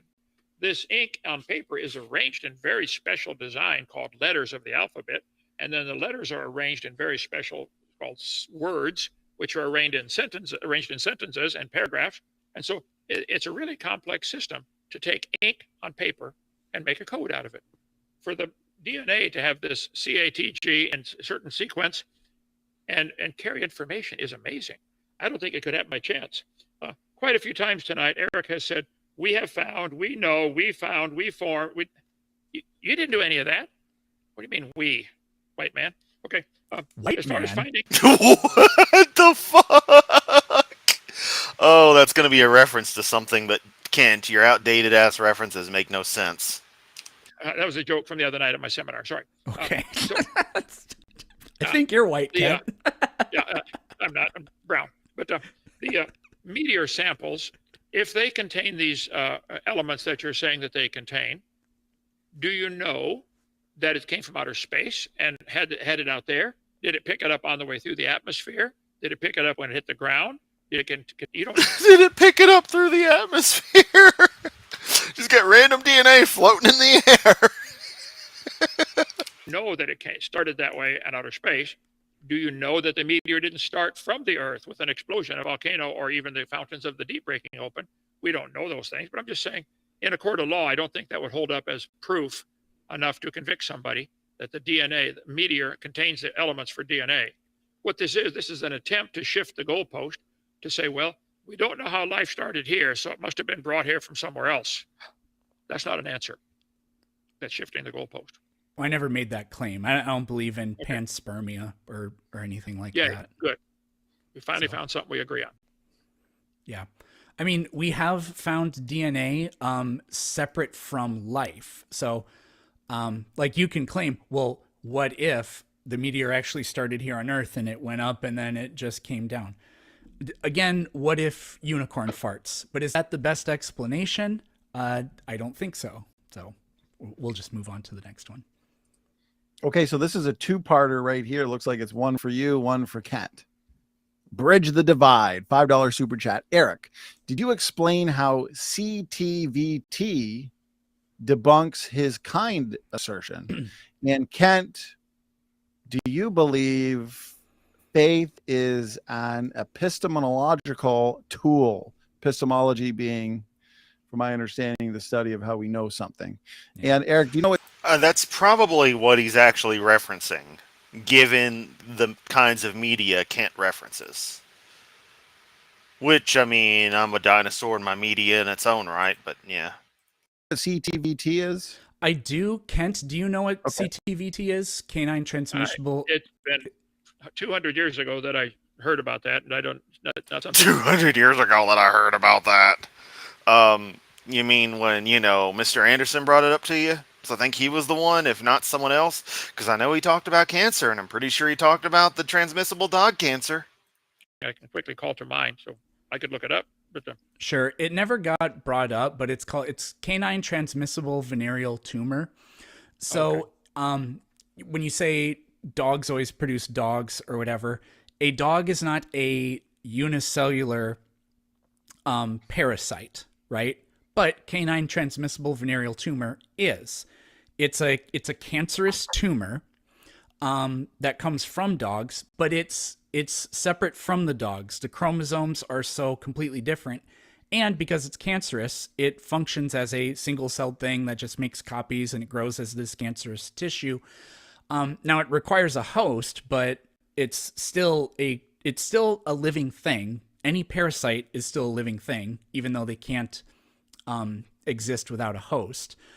So canine transmissible venereal tumor comes from dogs, but it isn't a dog. So that's the general point. Okay, thank you, Eric. And then your question, Kent, about faith and epistemology. Yes, I think that we have a great deal of faith involved in a lot of things that we do research on. If I dig a hole in the ground, and like here in our gravel pit, we find gravel, sand, clay, gravel, sand, clay.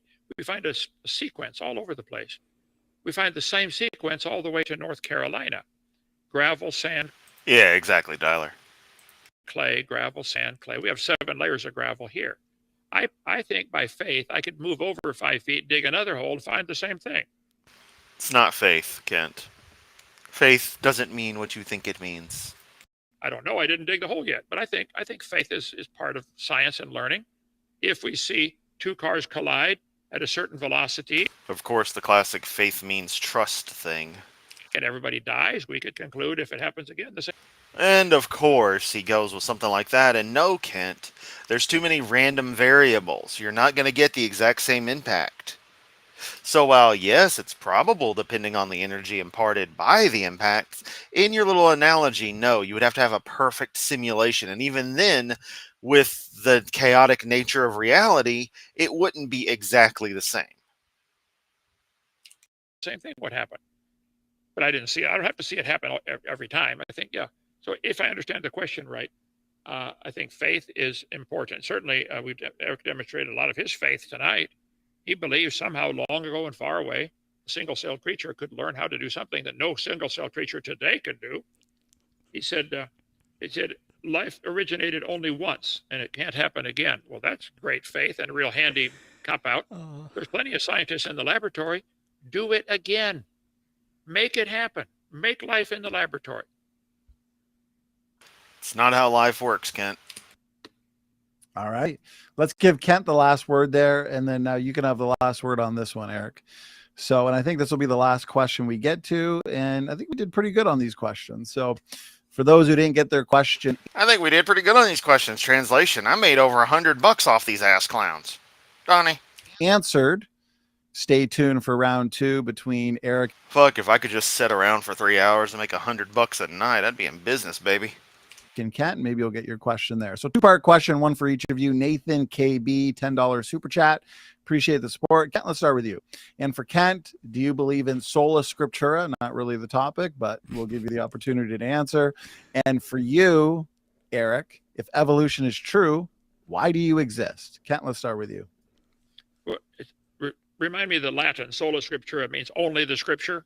Right. Yeah, like any doctrines that a Christian would hold to are based on scripture alone. I'd have to be cautious answering that one. I do believe the scripture is true and preserved and written by God and inspired. Uh-oh, another case of I'm not prepared for that, but it's at least something he can kind of talk on. By God, written by man. And I think it's true, every verse. I think Satan's tried to twist it ever since the beginning, from God hath said to hath God said. And he's twisting it today with all the Bible perversions. But no, there's more ways to know than just scripture. Okay, we know the acceleration of gravity has nothing to do with scripture. We know that from physical experiments. But I don't know for sure what he's driving at there. I do believe the scripture is absolutely true. I believe it's true about the future too, Eric. You're going to die and face God one day. Maybe that doesn't bother you. Okay. Okay, thank you, Kent. Eric, over to you. If evolution is true, why do I exist? So, why did the vase fall off the shelf? Because an earthquake happened. That's a way you can explain cause and effect for a why. Or maybe by why they mean what is the reason or purpose. Like there's like a teleological aspect to this. I don't believe that the universe has a teleology. I don't think I exist for an eternal future after I die. But even if that were true, I can imagine an infinite number of different afterlives. So like Kent's cute, vague threat against me and what's going to happen after I die. Kent has no idea that the boogeyman isn't really God and that the boogeyman has one rule. All people named Kent Hovind go to hell forever. He has no idea if that's the case or not. It's not provable. There's also no good reason to believe it. So I would say for Kent, like the same reason he's not scared of the boogeyman afterlife is the same reason I'm not scared about his afterlife. Okay, I'm going to sneak this one in. I almost forgot. It comes in from Pi 3.14, $20 super chat. Appreciate the support. It's for you, Planet Peterson. We have between 24 and 273 species going extinct each day. How long will evolution take to replace these? The idea that we know what... we'd have a lot fewer species going extinct if we didn't fuck the world up. Also, I think this number is a little inflated, but it's whatever. The rate of speciation is just like pretty silly. In environments where niches open up, you see this also this happens like with technology and in the market, right? When cell phones first became a thing, the market was flooded with huge numbers of different kinds of cell phones. Whereas today, everybody pretty much has a Samsung phone or an iPhone. There are a few others, but that's... Happened with the gaming industry too. You had all kinds of systems coming out, all the Pong clones, all the variations thereof. Then you got the cartridge-based systems. You got your Atari, you got your Intellivision, you got your ColecoVision, you got your Odyssey 2. Then the market crashed. Then Nintendo rose from the ashes in the West, at least. Then Sega made their stance over here. Then, some other companies have come and gone. But realistically, it's always been down to a big three at this stage. You got your Nintendo, you got your Sony, and now Microsoft, filling in the role that the hole that Sega left behind. About it. We saw this with airplanes in the early 20th century and auto manufacturers. There were, like Kent probably knows about this because I think he said his dad was like an engineer or something like that. There were huge numbers of them, but then eventually, we just have the few that we have today. But anyways, sorry. I like to do tangents like that. But there's no such thing as the rate of speciation after extinction events and things like that, or when a new niche is exploited, or when a new environment is sort of available for organisms. They diversify because there are lots of niches that can be fit in that environment. But other times, if you have stability, then there's this concept called stabilizing selection, which is kind of like, if it ain't broke, don't fix it. So some organisms in some environments that are stable.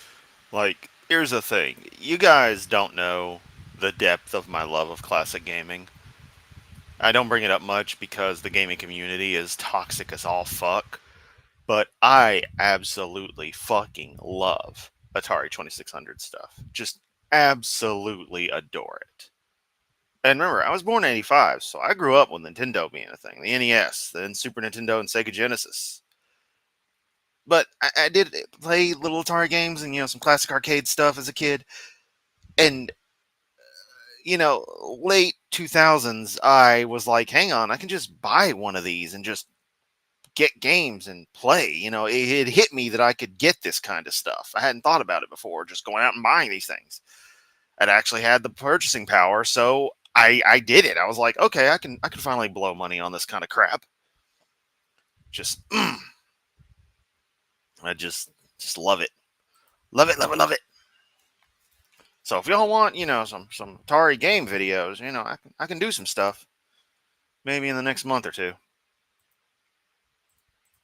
Stable, there's no need for a high rate of speciation or even evolution of really any kind, because if it's natural selection and survival of the fittest, if the environment isn't undergoing dramatic changes, then the organisms that live there fit well in that environment, and there isn't selective pressure to change. I mean, even Kent would agree with that, because I know Kent doesn't believe in evolution to the extent that I do, but he agrees that natural selection is a thing that acts on animals, and plants and whatever else.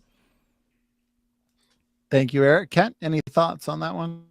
I'm curious where the numbers came from. How many go extinct every day? I wouldn't question that there certainly are creatures going extinct, as far as we know. It's hard to prove the extinction of anything, like I said. But let's assume this number is true. Pick a number: 200 species go extinct. The question: how long will it take evolution to replace those? Is really a good question.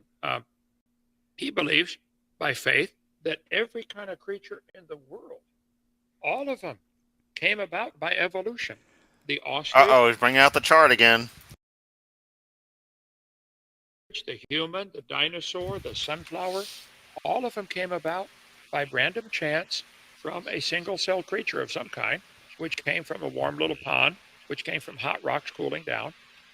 This is a religious belief, and I think you misunderstood me. Even if this later proves to be true, and I don't think it ever will be, none of these lines on this paper represent science. They represent imagination. So how long will it take evolution to replace them? Getting a new variety of potato or a new variety of a crow, there are 6 varieties of crows now. They might have had a common ancestor called crow. And it could be a new niche opens up where,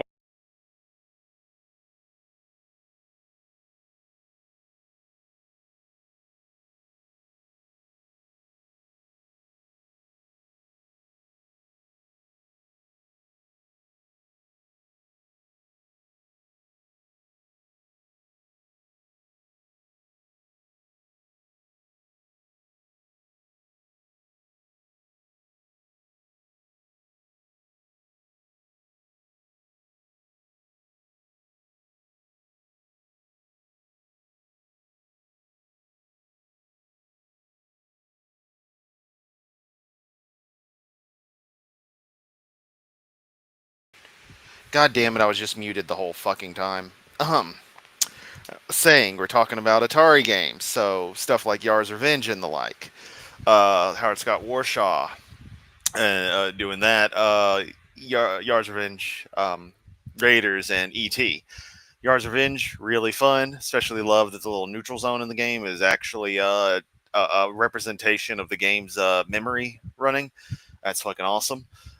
Raiders, I like the idea of the game, but I have trouble playing it. And with all my equipment in storage, it's a little difficult for me to, play it currently because, trying to do it on emulator, it's like, holy shit, this would be a pain in the ass. So I hope to get back to messing around with that once I get all my stuff out of storage.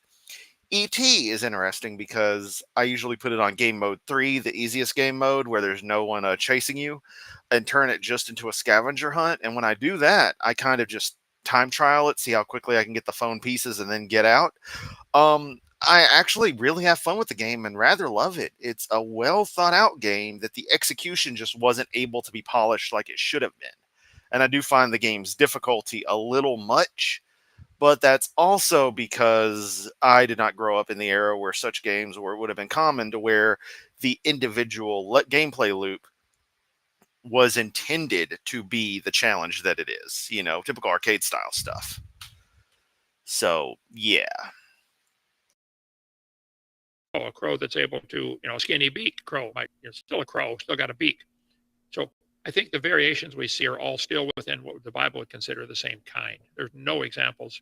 And again, we talked about there's no good definition of species, but there are no examples of evolution happening today.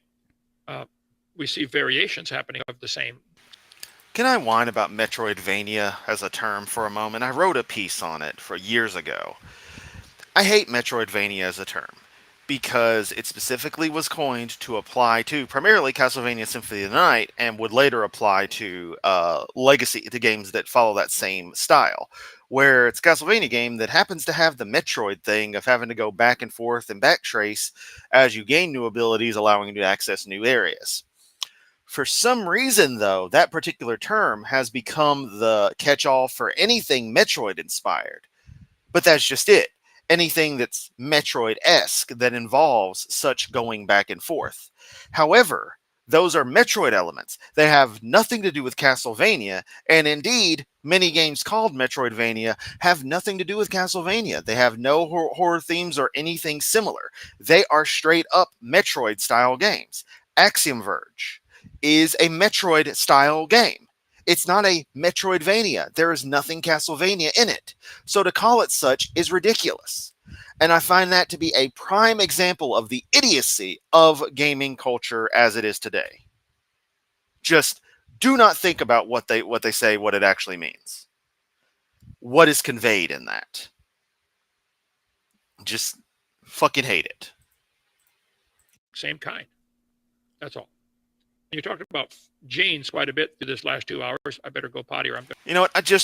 Kent said potty. I just remembered that I actually have like a modern Atari thingamajigger that I can play stuff on. I just don't like, I don't have a chair set up with the TV. I don't like, hanging out in my bed playing games. I always want to set up close because I can't see shit and cause my back to hurt. But shit, honestly, I could hook that crap up and have some fun. I'm going to change my genes. Eric, you get the last word, and that's it for the questions.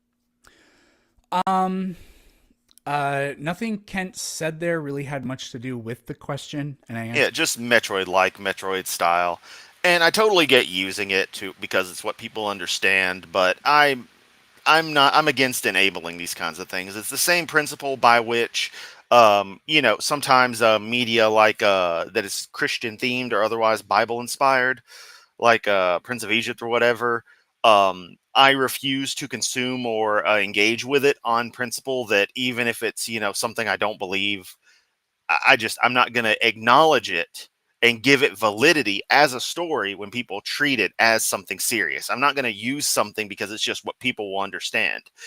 If I say Metroid-like or Metroid style and you don't know what I'm talking about, but you do get Metroidvania, then something's wrong with you as a gamer.